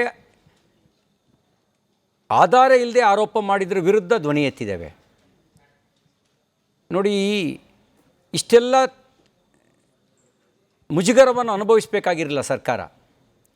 ಸೌಜನ್ಯ ಭಟ್, ನನ್ನ ಮಗಳು ಅನನ್ಯ ಭಟ್ಟು, ಅವಳು 20 ವರ್ಷದಿಂದ ಕಾಣೆಯಾದಳು, ಅವಳು ಅಸ್ಥಿಯಾದರೂ ನನಗೆ ಕೊಡಿ, ಅಂತ್ಯ ಸಂಸ್ಕಾರ ಮಾಡಿ ಒಂದು ಸದ್ಗತಿ ದೊರಕಂಗೆ ನೋಡ್ಕೊಳ್ತೀನಿ ಅಂತ ಹೇಳಿ ಮನಮುಟ್ಟುವಂತೆ ಮಾಧ್ಯಮದ ಮುಂದೆ ಹೇಳಿದರು. ಯಾರಿಗೇ ಆದರೂ ಒಂದು ವಿಚಲಿತರಾಗೋ ರೀತಿಯಲ್ಲಿ ನೋಡಿದರು ಅವ್ರ ಹೇಳಿಕೆ. ಸರ್ಕಾರ ಸ್ವಲ್ಪ ಬುದ್ಧಿ ಉಪಯೋಗಿಸಿ ಸುಜಾತ ಭಟ್ಗೆ ಮಗಳಿದ್ಲ ಅಂತ ಪರಿಶೀಲನೆ ಮಾಡಿಬಿಟ್ಟಿದ್ರೆ ಅದು ಒಂದರಲ್ಲೇ ಆರೋಪ ಸತ್ಯನೋ ಸುಳ್ಳು ಅಂತ ಗೊತ್ತಾಗ್ತಿತ್ತು. ಸುಜಾತ ಭಟ್ ಆರೋಪವನ್ನು ಒಂದು ಪರಿಶೀಲನೆ ಮಾಡಿಕೊಂಡಿದ್ರೆ ಆರೋಪ ಮಾಡ್ತಿರುವವರ ಪ್ರಾಮಾಣಿಕತೆ ಬಗ್ಗೆ ಒಂದು ಸ್ಪಷ್ಟವಾಗಿ ಒಂದು ಅಭಿಪ್ರಾಯಕ್ಕೆ ಬರೋಕ್ಕೆ ಸಾಧ್ಯ ಇರ್ತಿತ್ತು. ಹಾಗೆ ಬಂದಿದ್ದರೆ ಅವ್ರು ಹೇಳಿದ ಕಡೆಗಳೆಲ್ಲ ಆಗದು ಮುಜುಗರ ಅನುಭವಿಸಬೇಕಾದಂಥ ಪರಿಸ್ಥಿತಿಗೆ ಬರ್ತಿರಲಿಲ್ಲ. ಇವತ್ತು ಸರ್ಕಾರ ಮುಜುಗರ ಅನುಭವಿಸ್ತಾ ಇದೆ, ಆ ಪರಿಸ್ಥಿತಿ ಬರ್ತಿರಲಿಲ್ಲ. ಅಲ್ಲಿ ಸ್ವಲ್ಪ ಎಚ್ಚರಿಕೆ ವಹಿಸಿದರೆ ಈ ಯಾವುದು ಬರ್ತಿರಲಿಲ್ಲ. ಹಾಗಾಗಿ ನಾವು ಹೇಳಿದ್ವಿ ಏನಂದರೆ, ಮತ್ತು ಅದ್ರ ಜೊತೆಗೆ ಜಿಲ್ಲಾ ಉಸ್ತುವಾರಿ ಸಚಿವರು ಸ್ಟೇಟ್ಮೆಂಟ್ ಕೊಟ್ಟರು. ಎಡಪಂಥೀಯ ಸಂಘಟನೆಗಳ ಒತ್ತಾಯದ ಮೇರೆಗೆ ನಾವು SITಯನ್ನು ರಚನೆ ಮಾಡಿದ್ದೀವಿ ಅಂತ ನಾನು ಹೇಳಿದ್ದಲ್ಲ. ಕ್ಯಾಬಿನೆಟ್ನಲ್ಲಿ ಚರ್ಚೆ ಆಯಿತು, ಎಡಪಂಥೀಯ ಸಂಘಟನೆಗಳು ಭಾಳ ಒತ್ತಾಯ ಮಾಡಿದ್ರಿಂದಾಗಿ SIT ರಚನೆ ಮಾಡಿದ್ದೀವಿ ಅನ್ನೋ ಮಾತನ್ನ ಜಿಲ್ಲಾ ಉಸ್ತುವಾರಿ ಸಚಿವರು ಹೇಳಿದರು. ಅಲ್ಲಿಗೆ ಕೇರಳದ ಒಬ್ಬ ಸಂಸತ್ ಸದಸ್ಯ ಕೊಟ್ಟ ಸ್ಟೇಟ್ಮೆಂಟು, ಕೇರಳ ಸರ್ಕಾರ ತೋರಿಸಿದ ಅತಿ ಆಸಕ್ತಿ, ಅದ್ರ ಜೊತೆಗೆ ಇಲ್ಲಿಯ ಉಸ್ತುವಾರಿ ಸಚಿವರು ಕೊಟ್ಟಂಥ ಹೇಳಿಕೆ, ಇದೆಲ್ಲ ನೋಡಿದಾಗ ಒತ್ತಡಕ್ಕೆ ಒಳಗಾಗಿ ಸರ್ಕಾರ SIT ತನಿಖೆಯನ್ನು ಮಾಡಿಸ್ತಾ ಇದೆ ಅನ್ನುವಂಥ ಅನುಮಾನ ಸಾಮಾನ್ಯ ಜನರಿಗೂ ಬರುತ್ತೆ. ನಮ್ಮನ್ನು ಬಿಟ್ಬಿಡಿ, ನಾವು BJPಯವ್ರನ್ನ ಬಿಟ್ಬಿಡಿ, ಸಾಮಾನ್ಯ ಜನರಿಗೂ ಬರುತ್ತೆ. ಈಗ ಧರ್ಮಸ್ಥಳದಿಂದ ಮದ್ದೂರಿಗೆ ಹೋಗ್ತಾ ನೀವು ಈ ಸರ್ಕಾರವನ್ನು ತಾಲಿಬಾನಿ ಸಂಸ್ಕೃತಿಯ ಸರ್ಕಾರ, ಮನಸ್ಥಿತಿಯ ಸರ್ಕಾರ ಅಂತ ಹೇಳಿ ಇನ್ ಜನರಲ್ ಬಿಜೆಪಿಗರು ನಿಮ್ಮನ್ನು ಒಳಗೊಂಡಂತೆ ಟೀಕೆ ಮಾಡ್ತೀರಿ. ಬಟ್ ಮದ್ದೂರಿಗೆ ಹೋದ CT ರವಿಯವರು ಹೊಡಿ ಬಡಿ ತಲೆ ಕಡಿ ಭಾಷೆಯನ್ನು ಬಳಸಿದ್ರು. ಇದು ಯಾವ ಸಂಸ್ಕೃತಿ? ಒಂದು ಆ್ಯಕ್ಷನ್ನಿಗೆ ರಿಯಾಕ್ಷನ್ ಹೇಳಿದ್ದೆ ನಾನು. ಹಮುರಾಬಿ ಸಿದ್ಧಾಂತದ ಬಗ್ಗೆ ಮಾತಾಡಿದ್ದೀನಿ. ನೀವು ಕಲ್ಲು ಹೊಡೆದ್ರೆ, ನೀವು ಪೆಟ್ರೋಲ್ ಬಾಂಬ್ ಹಾಕಿದರೆ, ನೀವು ಪಾಕಿಸ್ತಾನ ಜಿಂದಾಬಾದ್ ಅಂತ ಕೂತ್ರೆ ಸುಮ್ಮನೆ ಇರುವಂಥ ತಾಳ್ಮೆ ಇಲ್ಲ ಅಂತ ಹೇಳಿದ್ದೀನಿ. ಆ್ಯಕ್ಷನ್ನಿಗೆ ರಿಯಾಕ್ಷನ್ ಆಗುತ್ತೆ ಅಂತ ಹೇಳಿದ್ದೀನಿ.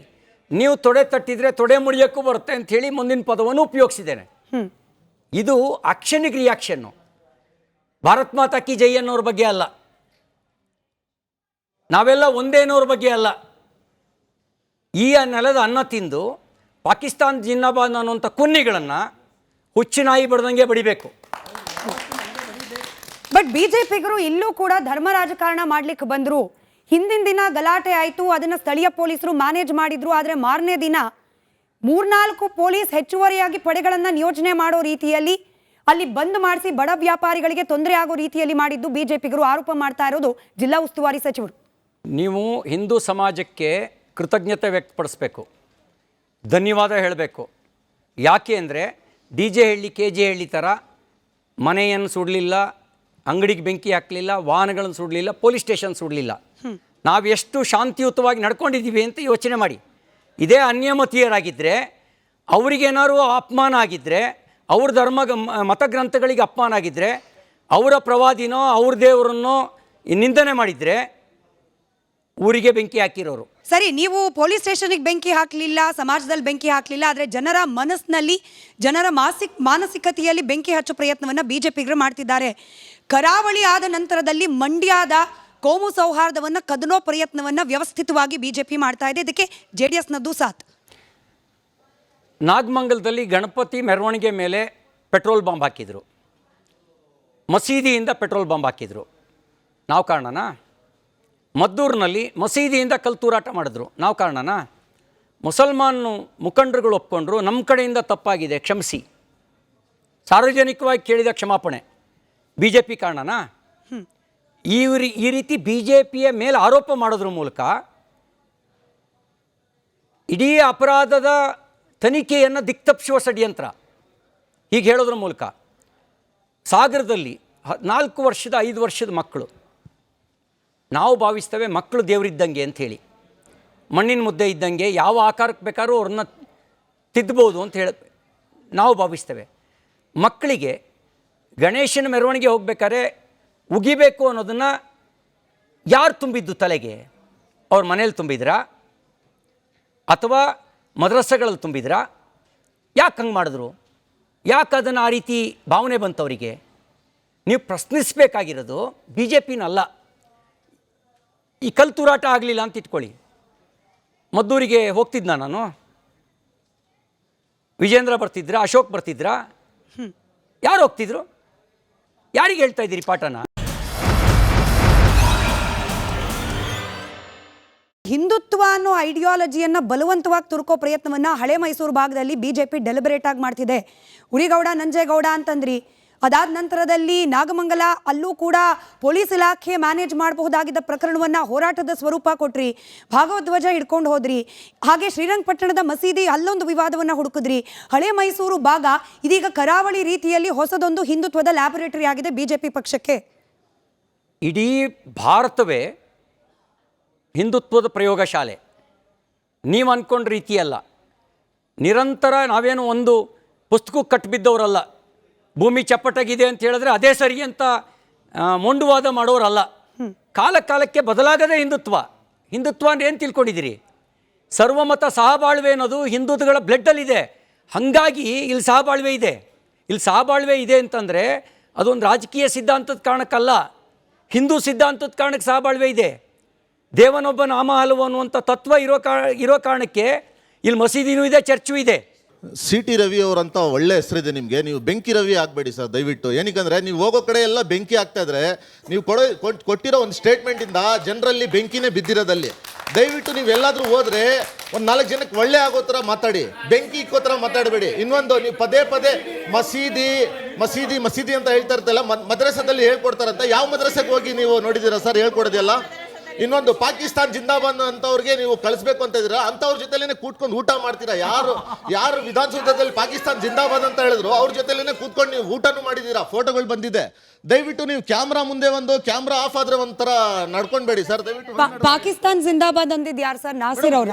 ನಾಸಿರ್ ಅವ್ರು ಅಂದ್ರೆ ಅವ್ರ ಜೊತೆಲಿ ಇದ್ರವ್ರು, ಅವ್ರ ಜೊತೆಲಿ ಏನು ಅಲ್ಲ, ಜೊತೆಲಿದ್ದವರು ನಾಸಿರ್ ಅವ್ರಿಗೆ ವ್ಯತ್ಯಾಸ ಅಲ್ಲ. ನನ್ನ ಪ್ರಶ್ನೆ ಅಲ್ಲ ಸರ್, ನನ್ನ ಪ್ರಶ್ನೆ, ನಾಸಿರ್ ಅವರು ಅವ್ರ ಜೊತೆಲಿದ್ದವರು ಒಬ್ರೇ ಅಂತ ನೀವು ಒಪ್ಕೊಳ್ತೀರಾ? ಹೌದು ಮೇಡಮ್, ಅವ್ರ ಜೊತೆಲಿ ಯಾರಾದ್ರೂ ಕೂಗಿದ್ರೆ ಅವ್ರು. ಹಂಗಾದ್ರೆ ಕೂಗದವ್ರು ಎಷ್ಟು ಅಪರಾಧ ಮಾಡಿದ್ದಾರೋ ನಾಸಿರ್ ಅವರು ಅಷ್ಟೇ ಅಪರಾಧ ಮಾಡಿದ್ದಾರೆ, ನಿಜಾನಾ? ಮೇಡಮ್ ನಿಜ, ನಾವು ಯಾವತ್ತು ಪಾಕಿಸ್ತಾನ ಪರವಾಗಿಲ್ಲ. ನಿಜ ಅಲ್ವಾ? ನಿಜ ಅಲ್ವಾ? ಪಾಕಿಸ್ತಾನ್ ನಾಸಿರ್ ಅಲ್ಲಲ್ಲ ಸರ್, ನಾಸಿರ್ ಅವರು ಕೂಡ ಅವರ ಪರ. Correct sir, correct. ನಿಮ್ನ ಮಿಸ್ಲೀಡ್ ಅಲ್ಲ, ನೀವು ಹೇಳಿದ್ರಲ್ಲ ಅವರಿಬ್ರು ಒಂದೇ ಅಂತ, ಅದಕ್ಕೆ ನನಗೆ ಡೌಟ್ ಬಂತು, ಕ್ಲಾರಿಫಿಕೇಶನ್ ಕೇಳ್ತಿದ್ದೀನಿ. ನೀವೇ ಹೇಳಿದ ಪ್ರಕಾರ ನಾಸಿರ್ ಅವರು ಅವ್ರ ಜೊತೆಲಿರೋರು ಒಂದೇ ಆದರೆ, ನಾಸಿರ್ ಅವರ ಜೊತೆಯಲ್ಲಿದ್ದವರು ಪಾಕಿಸ್ತಾನ ಪರವಾಗಿ ಘೋಷಣೆ ಕೂಗಿದ್ರೆ ನಾಸಿರ್ ಅವರು ಕೂಡ ಸಮಾನವಾಗಿ ದೋಷಿಗಳು. ಆದರೆ ಯಾಕೆ ಸರ್ 99 ಸತಿ ಪೊಲೀಸ್ನವ್ರು ಎನ್ಕ್ವೈರಿಗೆ ಬನ್ನಿ ಅಂದ್ರು ಕೂಡ ಹೋಗ್ದಲೇ ಇದ್ರು? ಮೇಡಮ್, ಅದು ಯಾರು ಕೂಗಿದ್ದಾರೆ, ಯಾರು ಪಾಸ್ಗಳು ಕೊಟ್ಕೊಂಡು ಒಳಗಡೆ ಕರ್ಕೊಂಡು ಬಂದಿದ್ದು ಅಂಥವ್ರು ಪ್ರಶ್ನೆ ಮಾಡ್ಬೇಕು. ಇವರು ಅವ್ರ ಜೊತೆಲಿ ಕೂತ್ಕೊಂಡು ಬಿರಿಯಾನಿ ತಿಂತಾರೆ, ಕ್ಯಾಮ್ರಾ ಮುಂದೆ ಬಂದು ಈ ಥರ ಮಾತಾಡ್ತಾರೆ. ದಯವಿಟ್ಟು ಬೆಂಕಿ ಹಾಕೋ ಮಾತುಗಳು ಮಾತಾಡಿ ಬಿಡಬೇಕು ಇವರು. ಬಿರಿಯಾನಿ ತಿನ್ನೋ ಅಭ್ಯಾಸ ನನಗಿಲ್ಲ, ಅಂಥವ್ರ ಜೊತೆಯಲ್ಲಿ ನೀರು ಕುಡಿಯಲ್ಲ. ಅವ್ರ ಆಪಾದನೆ ವಾಪಸ್ ತಗೊಳ್ಬೇಕು, ಇಲ್ಲ ಸಾಬೀತುಪಡಿಸ್ಬೇಕು. ಈ ಎರಡನೇದು ಅವರು ಅದನ್ನು ಹೇಳಿದ್ರಲ್ಲ, ಅದನ್ನು ಸಾಬೀತುಪಡಿಸ್ಬೇಕು. ಇನ್ನೂ ಒಂದು ಹೇಳಕ್ಕೆ ಬಯಸ್ತೇನೆ, ನಾನು ಹೊರಗಡೆ ಊಟ ಮಾಡಲ್ಲ. ಬೆಳಗ್ಗೆ ಊಟ ಮಾಡಿದ್ರೆ ಸಂಜೆ ಮಾತ್ರ, ಮಧ್ಯಾಹ್ನನೂ ಊಟ ಮಾಡಲ್ಲ. ನನ್ನ ಬಗ್ಗೆ ನಾನು ಹೇಳ್ಕೊಳ್ತಾ ಇರೋದು, ಬೇರೆಯವ್ರ ಬಗ್ಗೆ ನಂಗೆ ಗೊತ್ತಿಲ್ಲ. ನನ್ನನ್ನು ಅವ್ರ ಜೊತೆಗೆ ಸೇರಿಸಿ ಕ್ಯಾಮ್ರಾ ಹಿಂದೆ ಒಂದು ಮುಂದೆ ಒಂದು ಅಂತ ಹೇಳೋದು ನನ್ನ ವ್ಯಕ್ತಿತ್ವಕ್ಕೆ ಬಗೆಯೋ ಅಪಚಾರ ಆಗುತ್ತೆ. ನಾನು ಹಂಗೆ ನಡ್ಕೊಂಡಿಲ್ಲ. ನಾನು ಒಳಗೆ ಹೆಂಗೋ ಹೊರಗೂ ಹಾಗೇನೆ. ಅದಕ್ಕಾಗಿಯೇ ನಿಷ್ಠುರವಾದಿಯಾಗಿದ್ದೀನಿ. ಅದಕ್ಕಾಗಿಯೇ ಎಲ್ಲ ಕೆಲಸ ಮಾಡಿಯೂ ಸೋತಿದ್ದೇನೆ, ಎಲ್ಲ ಕೆಲಸ ಮಾಡಿಯೂ ಸೋತಿದ್ದೇನೆ. ಹಾಗಾಗಿ ಆ ರೀತಿ ವ್ಯಕ್ತಿತ್ವಕ್ಕೆ ಅಪಚಾರ ಬಗೆಯೋ ರೀತಿಯಲ್ಲಿ ಯಾರ ಬಗ್ಗೆಯೂ ಮಾಡಬಾರ್ದು. ಇನ್ನೊಂದು ಅವ್ರು ಹೇಳಿದ್ದು, ಒಂದು ನಿಮಿಷ, ಇನ್ನೊಂದು ಅವ್ರು ಹೇಳಿದ್ದು ಮದ್ರಸಾದಲ್ಲಿ ಅಂತ ಅವ್ರು ಹೇಳಿದರು. ನೀವು ಮತೀಯ ಗ್ರಂಥಗಳನ್ನು, ಹಿಂದೂಗಳಲ್ಲಿ 106 ಮತ ಗ್ರಂಥಗಳಿದ್ದಾವೆ. ಶೈವ, ವೀರಶೈವ, ಶಾಕ್ತ್ಯ, ವೈಷ್ಣವ, ಹೀಗೆ ಬೌದ್ಧ, ಸಿಕ್ಕು ಎಲ್ಲ ಸೇರಿ ಗ್ರಂಥಗಳಿದ್ದಾವೆ. ಎಲ್ಲ ಗ್ರಂಥಗಳನ್ನು ಅಧ್ಯಯನ ಮಾಡಿ. ಅಲ್ಲೇನಾದರೂ ಮನುಕುಲಕ್ಕೆ ವಿರುದ್ಧವಾಗಿರೋ ಅಂಶಗಳಿದ್ದರೆ ಕಿತ್ತಾಕಿ. ಮುಕ್ತ ಸ್ವಾತಂತ್ರ್ಯ ಕಿತ್ತಾಕಿ. ನಾವು ಕಿತ್ತಾಕೋದಕ್ಕೆ ನಾವು ತಯಾರಿದ್ದೇವೆ ಸರ್. ಇಸ್ಲಾಮಲ್ಲಿ ಎಲ್ಲಿದೆ ಕಲ್ಲು ಹೊಡೆಯೋದು ಎಲ್ಲಾದರೂ ತೋರಿಸ್ಬಿಟ್ರೆ ಇವಾಗ ನಿಮ್ಮ ಜೊತೆಲೇ ಬಂದು ಕಿತ್ತಾಕ್ಬಿಡ್ತೀನಿ ಸರ್. ದಯವಿಟ್ಟು ನೀವು ತೋರಿಸ್ಬೇಕು. ಒಳ್ಳೆಯ ಸಂಗತಿ. ನೀವು ಗೂಗಲ್ ಸರ್ಚ್ ಮಾಡಿ, ಮೊಮಿನ್ ಮತ್ತು ಕಾಫಿರ್ ಅಂದರೆ ಏನು ಅರ್ಥ, ಕಾಫಿರ್ರ ಬಗ್ಗೆ ಯಾರನ್ನ ಕಾಫಿರ್ ಅಂತ ಕರೆಯುತ್ತೆ ಇಸ್ಲಾಮು, ಕಾಫಿರ್ರ ಬಗೆಗಿನ ದೃಷ್ಟಿಕೋನ ಏನು, ನೀವು ಗೂಗಲ್ ಸರ್ಚ್ ಮಾಡಿ ಅರ್ಥ ನಿಮಗೆ ಸಿಗುತ್ತೆ. ಅದಕ್ಕೆ ಬೇಕಾದ್ರೆ ಒಂದು ಡಿಬೇಟ್ ಇಟ್ಕೊಳ್ಳಿ. ಆಧಾರ ಗ್ರಂಥಗಳನ್ನು, ಅಂಡರ್ಸ್ಟ್ಯಾಂಡಿಂಗ್ ಇಸ್ಲಾಂ ಥ್ರೂ ಹದೀಸ್ ಅನ್ನುವಂಥ ಒಂದು ಲಿಖಿತವಾಗಿರೋ ಪುಸ್ತಕ, ಆಕರ ಗ್ರಂಥಗಳನ್ನು ಯಾವ್ಯಾವ ಸೂರಾದಲ್ಲಿ ಯಾವ್ಯಾವ ಆಯಾತ್ನಲ್ಲಿ ಏನೇನು ಬರೆದಿದೆ, ಅದರ ಅರ್ಥ ಏನು ಅನ್ನೋದನ್ನು ಆಕರ ಗ್ರಂಥಗಳನ್ನ ಇಟ್ಕೊಂಡು ಬೇಕಾದ್ರೆ ನಾನು ಡಿಬೇಟ್ ಮಾಡ್ತೀನಿ. ನಮಗೂ ಬೇಕಾಗಿರೋ ಶಾಂತಿನೇ, ಸ್ಮಶಾನ ಶಾಂತಿ ಅಲ್ಲ ಸರಿ ಸರ್. ದಯವಿಟ್ಟು ಸರ್, ನಿಮ್ಮ ಹತ್ರ ಮನವಿ ಏನಂದ್ರೆ, ದಯವಿಟ್ಟು ನೀವು ಗೂಗಲ್ ಅಲ್ಲಿ ಇಸ್ಲಾಂ ಹುಡುಕ್ಬೇಡಿ. ನಿಮಗೆ ಗೊತ್ತಿದ್ಯಾ ಕಾಫಿರ್ ಅಂದ್ರೆ? ಅವ್ರು ಕೇಳಿದ್ರು ಏನ್ ಅರ್ಥ ಅಂತ ಹೇಳಿ, ಗೂಗಲ್ ಬೇಡ, ನಿಮಗೆ ಗೊತ್ತಿರೋದು ಹೇಳಿ. ಮೇಡಮ್, ಅದೇ ಹೇಳ್ತಾ ಇರೋದು. ಕಾಫಿರ್ ಅನ್ನೋದು ಯಾರಿಗಂದ್ರೆ ಆ ಜಮಾನದಲ್ಲಿ ಯಾರು ನಾನ್ ಮುಸ್ಲಿಮ್ಸ್ ಇರ್ತಾ ಇದ್ರು ಅವ್ರು ಕರಿತಾ ಇದ್ರು ಅಷ್ಟೇ. ಅದು ಕಾಫಿರ್ ಅಂದ್ರೆ ಏನು ಕಲ್ಲು ಹೊಡೆಯೋದು ಅಂತ ಹೇಳಿ ನೀವು ಮಿಸ್ಲೀಡ್ ಮಾಡ್ಕೊಂಡಿದ್ರೆ ದಯವಿಟ್ಟು ಅದು ಒಂದ್ಸತಿ ನೀವು ಕ್ಲಾರಿಟಿ ತಗೊಂಡ್ಬಿಡಿ ಸರ್. ಏನಕ್ಕಂದ್ರೆ ಯಾವತ್ತೂ ಅಷ್ಟೇ, ನಾನು ಯಾರು ಒಂದು ಸಮಾಜದ ಬಗ್ಗೆ ಮಾತಾಡಲ್ಲ, ನೀವು ಒಂದು ಸಮಾಜದ ಬಗ್ಗೆ ಮಾತಾಡ್ಬೇಕಂದ್ರೆ ನಮಗೂ ಸೆಂಟಿಮೆಂಟ್ಗಳಿರುತ್ತೆ ಸರ್, ನಮಗೂ ಹರ್ಟ್ ಆಗುತ್ತೆ. ದಯವಿಟ್ಟು ನಾವು ನಿಮ್ಮ ಪರವಾಗಿ ಮಾತಾಡ್ತೀವಿ ಅಂದರೆ ನೀವು ನಮ್ಮ ಪರವಾಗಿ ಮಾತಾಡಬೇಕು. ಮೇಡಮ್, ನಳಂದ ವಿಶ್ವವಿದ್ಯಾಲಯ ಸುಟ್ಟರು, ಬಕ್ತಿಯಾರ್ ಖಿಲ್ಜಿ ಸುಟ್ಟಿದ್ದು in the name of Islam. Rama ಮಂದಿರವನ್ನು ಧ್ವಂಸ ಮಾಡ್ದ, ಕಾಶಿಯ ಮೂಲ ಮಂದಿರವನ್ನು ಧ್ವಂಸ ಮಾಡಿದ್ರು in the name of Islam. ಮಥುರೆಯಲ್ಲಿ ಕೃಷ್ಣ ದೇವಸ್ಥಾನ ಧ್ವಂಸ ಮಾಡಿದ್ರು in the name of Islam. ಈ ಥರ 42 ದೇವಾಲಯಗಳನ್ನು ನಾಶ ಮಾಡಿದ್ರು in the name of Islam. ಈಗ ಹೇಳಿ ಯಾವ್ದು ಸತ್ಯ? ಅಲ್ಲ, ಈಗ ಅವ್ರ ಇಸ್ಲಾಂ ಸತ್ಯನಾ, ಇವ್ರು ಹೇಳುವ ಇಸ್ಲಾಂ ಸತ್ಯನಾ? ಹಿಂದಿರೋರು ಮಾತಾಡಲಿ ಸರ್. ನಮಗೂ ಒಂದು ನಿಮಿಷ ಹಿಂದಿರೋರು ನೋಡಿ, ನಾನು ಮುಕ್ತವಾಗಿ ಹೇಳಿದ್ದೇನೆ, ಹಿಂದೂ ಧಾರ್ಮಿಕ ಗ್ರಂಥಗಳಲ್ಲಿ ಇಂಟಾಲರೆನ್ಸ್ ಇದ್ದರೆ, ಮಾನವೀಯತೆಗೆ ವಿರುದ್ಧವಾಗಿರೋ ಅಂಶಗಳಿದ್ದರೆ ನಾವು ಅದನ್ನು ನಿರಾಕರಿಸ್ತೇವೆ, ಆ ಧರ್ಮ ಗ್ರಂಥಗಳನ್ನು ನಿರಾಕರಿಸ್ತೇವೆ. ಯಾವಾಗಲೂ ಇಸ್ಲಾಂ ದೇಶಕ್ಕೆ ಬಚಾಯಿಸ್ವ ಕೊಡೋದಿಲ್ಲ. ಇಸ್ಲಾಂ ಅಂದರೆ ನೀವು ಬೇರೆ ಏನೇನೋ ತಿಳ್ಕೊಂಡಿರ್ತೀರ. ಮುಸ್ಲಿಮ್ಸಲ್ಲೇ ಬೇರೆಯವರು ಇದ್ದಾರೆ ಇಸ್ಲಾಮ್ಸಲ್ಲಿ ಅಂತ. ಇಸ್ಲಾಮ್ಸ್ ಒಂದೇ, ಒಬ್ಬರೇ ಇಸ್ಲಾಮ್ಸ್ ಅಂದರೆ ಎಲ್ಲರೂ ಒಂದೇ, ಕಲ್ಮಾ ಲಾ ಇಲಾಹ ಇಲ್ಲಲ್ಲ ಮೊಹಮ್ಮದ್ ರಸೂಲುಲ್ಲಾ ಅಂತ ಹೇಳೋದು.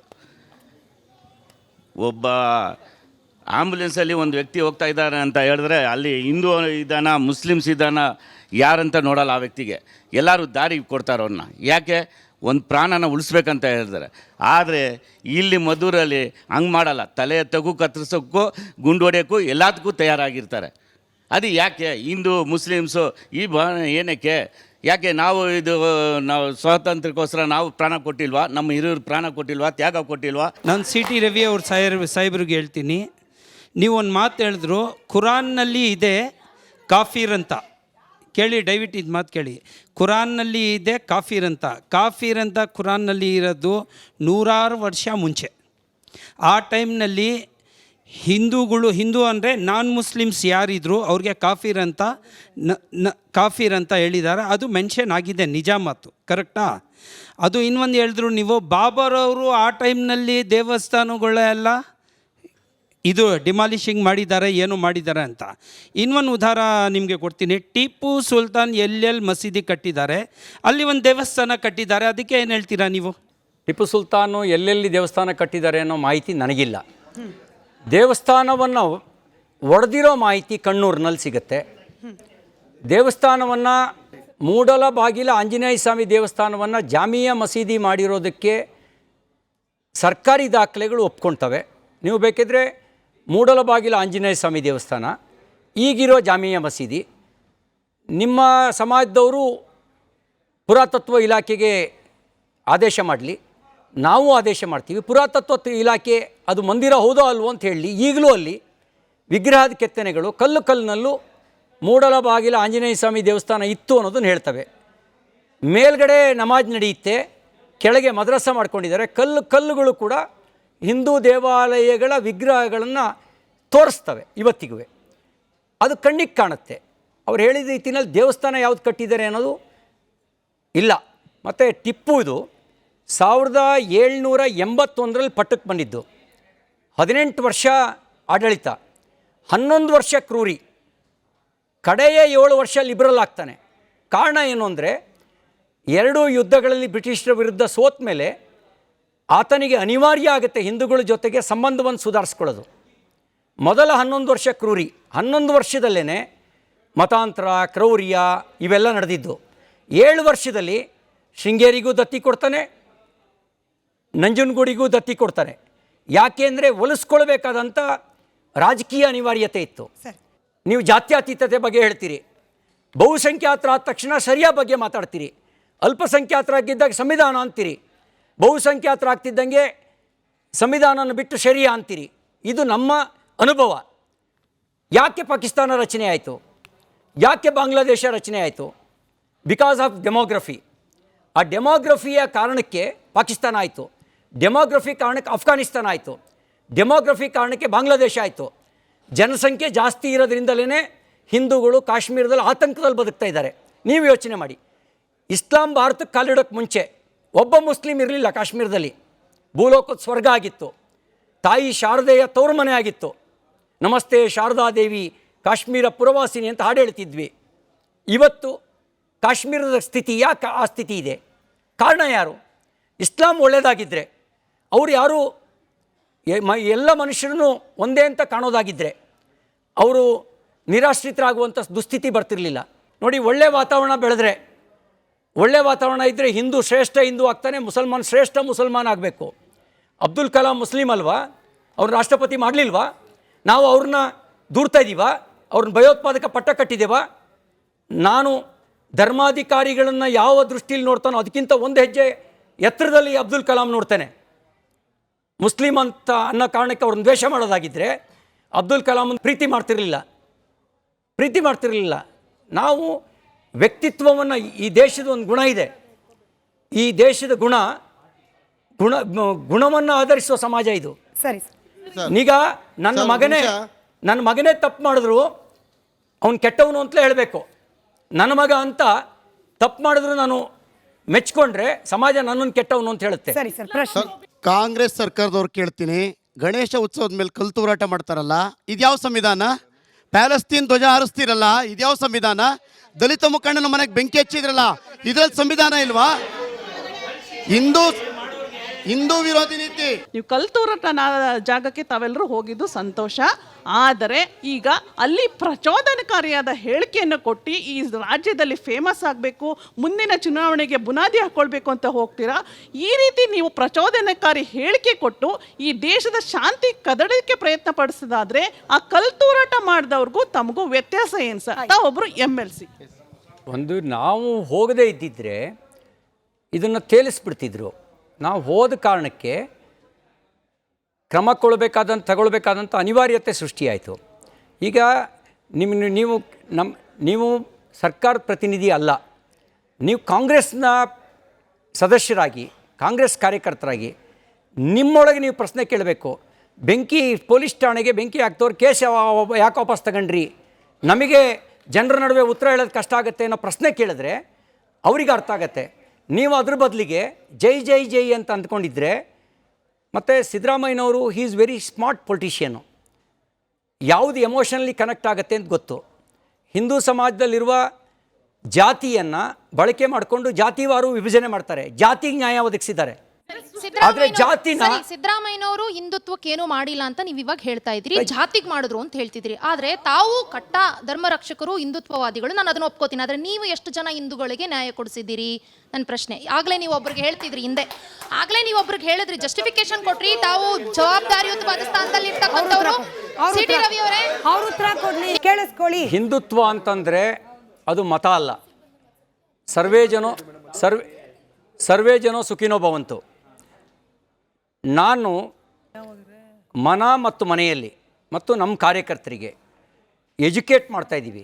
ಯಾವುದನ್ನು ಎಜುಕೇಟ್ ಮಾಡ್ತಿದ್ದೀವಿ ಅಂದರೆ, ಒಬ್ಬ ಕವಿ ಹೇಳ್ತಾನೆ, ಹುಟ್ಟಿನಿಂದಲೇ ಜಾತಿ ಹಣೆಪಟ್ಟಿ ಹಚ್ಚುತ್ತಾ ಮುಟ್ಟದೇ ಅಟ್ಟುವುದು ಸರಿಯೇ, ಅಂತರಿಕ್ಷಕ್ಕೆ ಅಡಿಯಿಟ್ಟ ನರನಿಂದು ಅಂತರವ ತೋರುವುದು ತರವೇ, ಪ್ರಾಣಿ ಪಕ್ಷಿಯೊಳಿಲಿತು ಐಕ್ಯಮತ್ಯದ ಭಾವ, ಸಣ್ಣಿರುವೆ ತರೆಸೀತ ಕಣ್ಣ, ಅಣು ಅಣುವ ಸೃಷ್ಟಿ ಮಾಡಿರಲು ಮಹಾದೇವ, ಮತ್ತೇಕೆ ಅಸ್ಪೃಶ್ಯ ವರ್ಣ ಅಂತ ಪ್ರಶ್ನಿಸ್ತಾನೆ. ಅದನ್ನು ಹಾಡು ಕೇಳಿ ಬೆಳೆದವನು ನಾನು. ಕೇಳಿ, ಈಗ ಅದನ್ನು ಕೇಳಿ ಬೆಳೆದವನು. ಅದನ್ನು ಮನೆಯಲ್ಲಿ ಆಚರಣೆಗೆ ತರೋದು ಅಲ್ದಲ್ಲೇ ನಮ್ಮ ಪರಿಸರದಲ್ಲೂ ಅದನ್ನು ಆಚರಣೆಗೆ ತರೋ ಪ್ರಯತ್ನನ ಮಾಡ್ತಾಯಿದ್ದೀವಿ. ನಾವು ಹಿಂದುತ್ವ ಅನ್ನೋದು ಈ ದೇಶದ ಮೂಲ ಅಸ್ಮಿತೆ. ಹಾಗಂತ ನಾವು ಮುಸಲ್ಮಾನರನ್ನು ದ್ವೇಷ ಮಾಡಬೇಕಾಗಿಲ್ಲ. ಮುಸಲ್ಮಾನರಲ್ಲಿರುವಂಥ ಮತೀಯವಾದವನ್ನು ದ್ವೇಷ ಮಾಡ್ತೀನಿ. ಮುಸಲ್ಮಾನರಲ್ಲೂ ಒಳ್ಳೆಯವರಿದ್ದಾರೆ. ನಿಮಗೆ ಅಷ್ಫಾಕುಲ್ಲಾ ಖಾನ್ ಹೆಸರು ಗೊತ್ತಿದೆಯೋ ಇಲ್ಲೋ ಗೊತ್ತಿಲ್ಲ. ಅಷ್ಫಾಕುಲ್ಲಾ ಖಾನ್ ಸ್ವತಂತ್ರ ಹೋರಾಟಗಾರ. ಅಬ್ದುಲ್ ಹಮೀದ್ ಹೆಸರು ಗೊತ್ತಿದೆಯೋ ಇಲ್ಲೋ ನಿಮಗೆ ಗೊತ್ತಿಲ್ಲ. ಅಬ್ದುಲ್ ಹಮೀದ್ 71ರ ಬಾಂಗ್ಲಾ ವಿಮೋಚನೆಯ ಹೋರಾಟದಲ್ಲಿ ಭಾರತದ ಸೈನ್ಯದ ಮುನ್ನಡೆಸ್ತವನು. ಹೃದಯದಲ್ಲಿ ಇಟ್ಕೊಂಡು ಆರಾಧಿಸ್ತೀವಿ. APJ ಅಬ್ದುಲ್ ಕಲಾಂ, ನೀವೆಷ್ಟು ಬಾರಿ ಅವ್ರ ಹೆಸರು ಹೇಳ್ತಿರೋ ಗೊತ್ತಿಲ್ಲ. ನಾವು ಪ್ರತಿಯೊಂದು ಮಕ್ಕಳ ಜೊತೆ ಮಾತಾಡಬೇಕಾದ್ರೆ APJ ಅಬ್ದುಲ್ ಕಲಾಂ ಉದಾಹರಣೆ ಕೊಡ್ತೀವಿ. ನಮಗೆ ಒಳ್ಳೆಯ ಮುಸಲ್ಮಾನರನ್ನ, ಈ ದೇಶವನ್ನು ಪ್ರೀತಿಸುವ ಮುಸಲ್ಮಾನರನ್ನ ನನ್ನ ಹೃದಯದಲ್ಲಿ ಪೂಜಿಸ್ತೀನಿ. ಮತೀಯ ವಿಚಾರವನ್ನು ಇಟ್ಕೊಂಡು, ಆ ಮತೀಯ ವಿಚಾರದಲ್ಲಿ ಮತೀಯ ದ್ವೇಷವಿತ್ತುವಂಥವ್ರನ್ನ, ಈ ನೆಲದ ಅನ್ನ ತಿಂದು ಪಾಕಿಸ್ತಾನ್ ಜಿಂದಾಬಾದ್ ಅಂತವನ್ನವ್ರನ್ನ ಕಾಲಲ್ಲಿ ಹೊಸಗಾಕಬೇಕು ಅಂತ ಹೇಳ್ತೀನಿ. ಆ ಕಾಲಲ್ಲಿ ಹೊಸಗಾಕಬೇಕು ಅನ್ನೋದು ಅವರಿಗೆ, ಒಳ್ಳೆಯವರಿಗಲ್ಲ. ನೀವು ಹಿಂದೂ ಹುಲಿ ಆಗಿದ್ದೀರಾ, ನೀವು ಹಿಂದೂ ಹುಲಿ. ಆಮೇಲೆ ಯತ್ನಾಳ್ ಅವರು ಹಿಂದೂ ಹುಲಿ ಆಗಿದ್ದೀರಾ. ಒಂದು 5-6 ಜನ ಇರಬೇಕು ಹಿಂದೂ ಹುಲಿಗಳು ಕರ್ನಾಟಕದಲ್ಲಿ. ಮದ್ದೂರಿಗೆಲ್ಲ ಹೋಗಿದ್ರ ಈ ಹುಲಿಗಳು? ನಾನು ಹುಲಿ ಅಲ್ಲ, ಹಂಗಾಗಿ ಹುಲಿ ಅಲ್ಲ, ನಾನೊಬ್ಬ ಮನುಷ್ಯ. ಅಲ್ಲಲ್ಲ, ಹಿಂದೂ ಹುಲಿ ಈಗ ಅಭಿಧಾನಗಳು ನೋಡಿ, ನಾನು ಹುಲಿ ಅಲ್ಲ. ಹುಲಿ ಅಲ್ಲ ಆಗಿದ್ರೆ ನೀವು ಓಡೋಗ್ಬಿಡ್ತಿದ್ರಿ. ನನ್ನ ಪ್ರಶ್ನೆ ನೀವು ಇಲ್ಲಿದ್ದೀರಿ, ಹಂಗಾಗಿ ನಾನು ಹುಲಿ ಅಲ್ಲ. ನನ್ನ ಪ್ರಶ್ನೆ ಏನಂದ್ರೆ, ಹುಲಿ ಅಂತ ನೀವು ತೋರ್ಸಕ್ ಹೋಗಿ ಕ್ರೂರ ಮೃಗಗಳು ಆಗ್ಬೇಡಿ ಅಂತ ನಾನು ಹೇಳೋದು. ಆ ಹೆಸರು ನೀವು ತಗೊಂಬೇಡಿ. ಹುಲಿ ಅಲ್ಲ, ನಾನು ಹೀರೋ ಅಂತ ಹೇಳಿ, ನಾಯಕ ಅಂತ ಹೇಳ್ಕೊಳ್ಬೇಕು.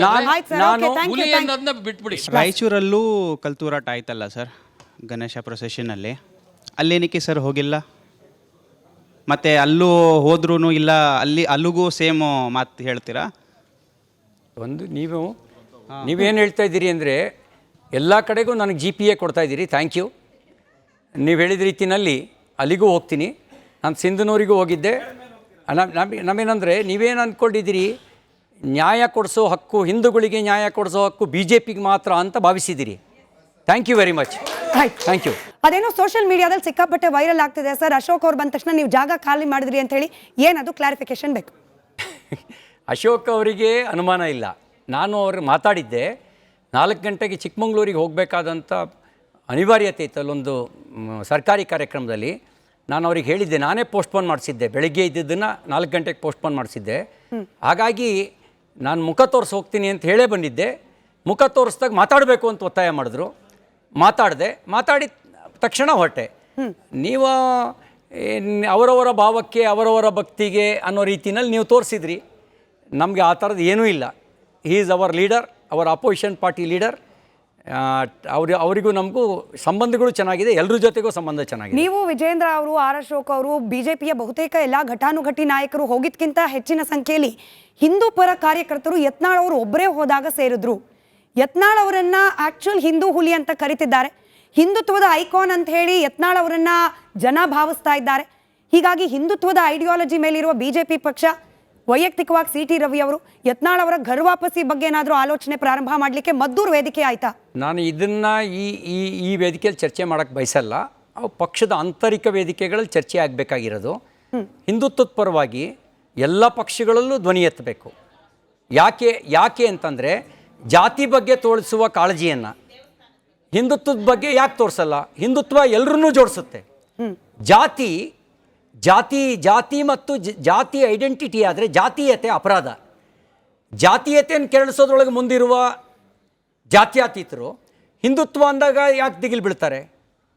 ಅವರಿಗೆ ಜಾತ್ಯತೀತ ಕಾಳಜಿ ಹಿಂದುತ್ವ ಜಾತೀಯತೆಯನ್ನು ದೂರ ಮಾಡುತ್ತೆ, ಅಸ್ಪೃಶ್ಯತೆಯನ್ನು ದೂರ ಮಾಡುತ್ತೆ, ನಾವೆಲ್ಲ ಒಂದು ಅನ್ನೋ ಭಾವ ಬೆಳೆಸುತ್ತೆ.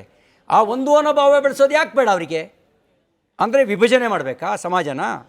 ಅದಕ್ಕೆ ನಾನು ಹೇಳೋದು, ನಾವು ಈ ನೆಲೆಯಲ್ಲಿ ಕಾಂಗ್ರೆಸ್ ಒಳಗೂ ಹಿಂದುತ್ವದ ಧ್ವನಿ ಮೂಡಿ ಬರಲಿ, ಅಲ್ಲೂ ಹಿಂದುತ್ವದ ಹುಲಿಗಳು ಹುಟ್ಟಲಿ, ಆಮ್ ಆದ್ಮಿ ಪಾರ್ಟಿಯಲ್ಲೂ ಹಿಂದುತ್ವದ ಹುಲಿಗಳು ಹುಟ್ಟಲಿ,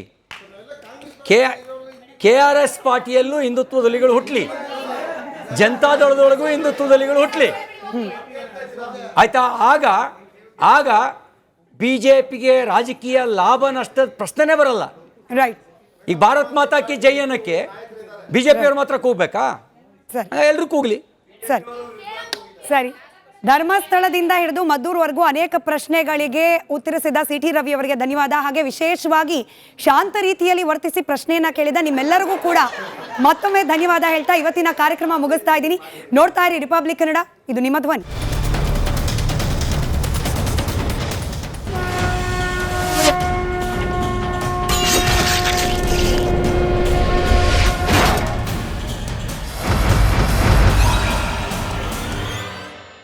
ಚಹಾದ ಅಸಲಿ ಟೇಸ್ಟ್ MDHT+ ನಿಂದಲೇ ಬರುತ್ತೆ.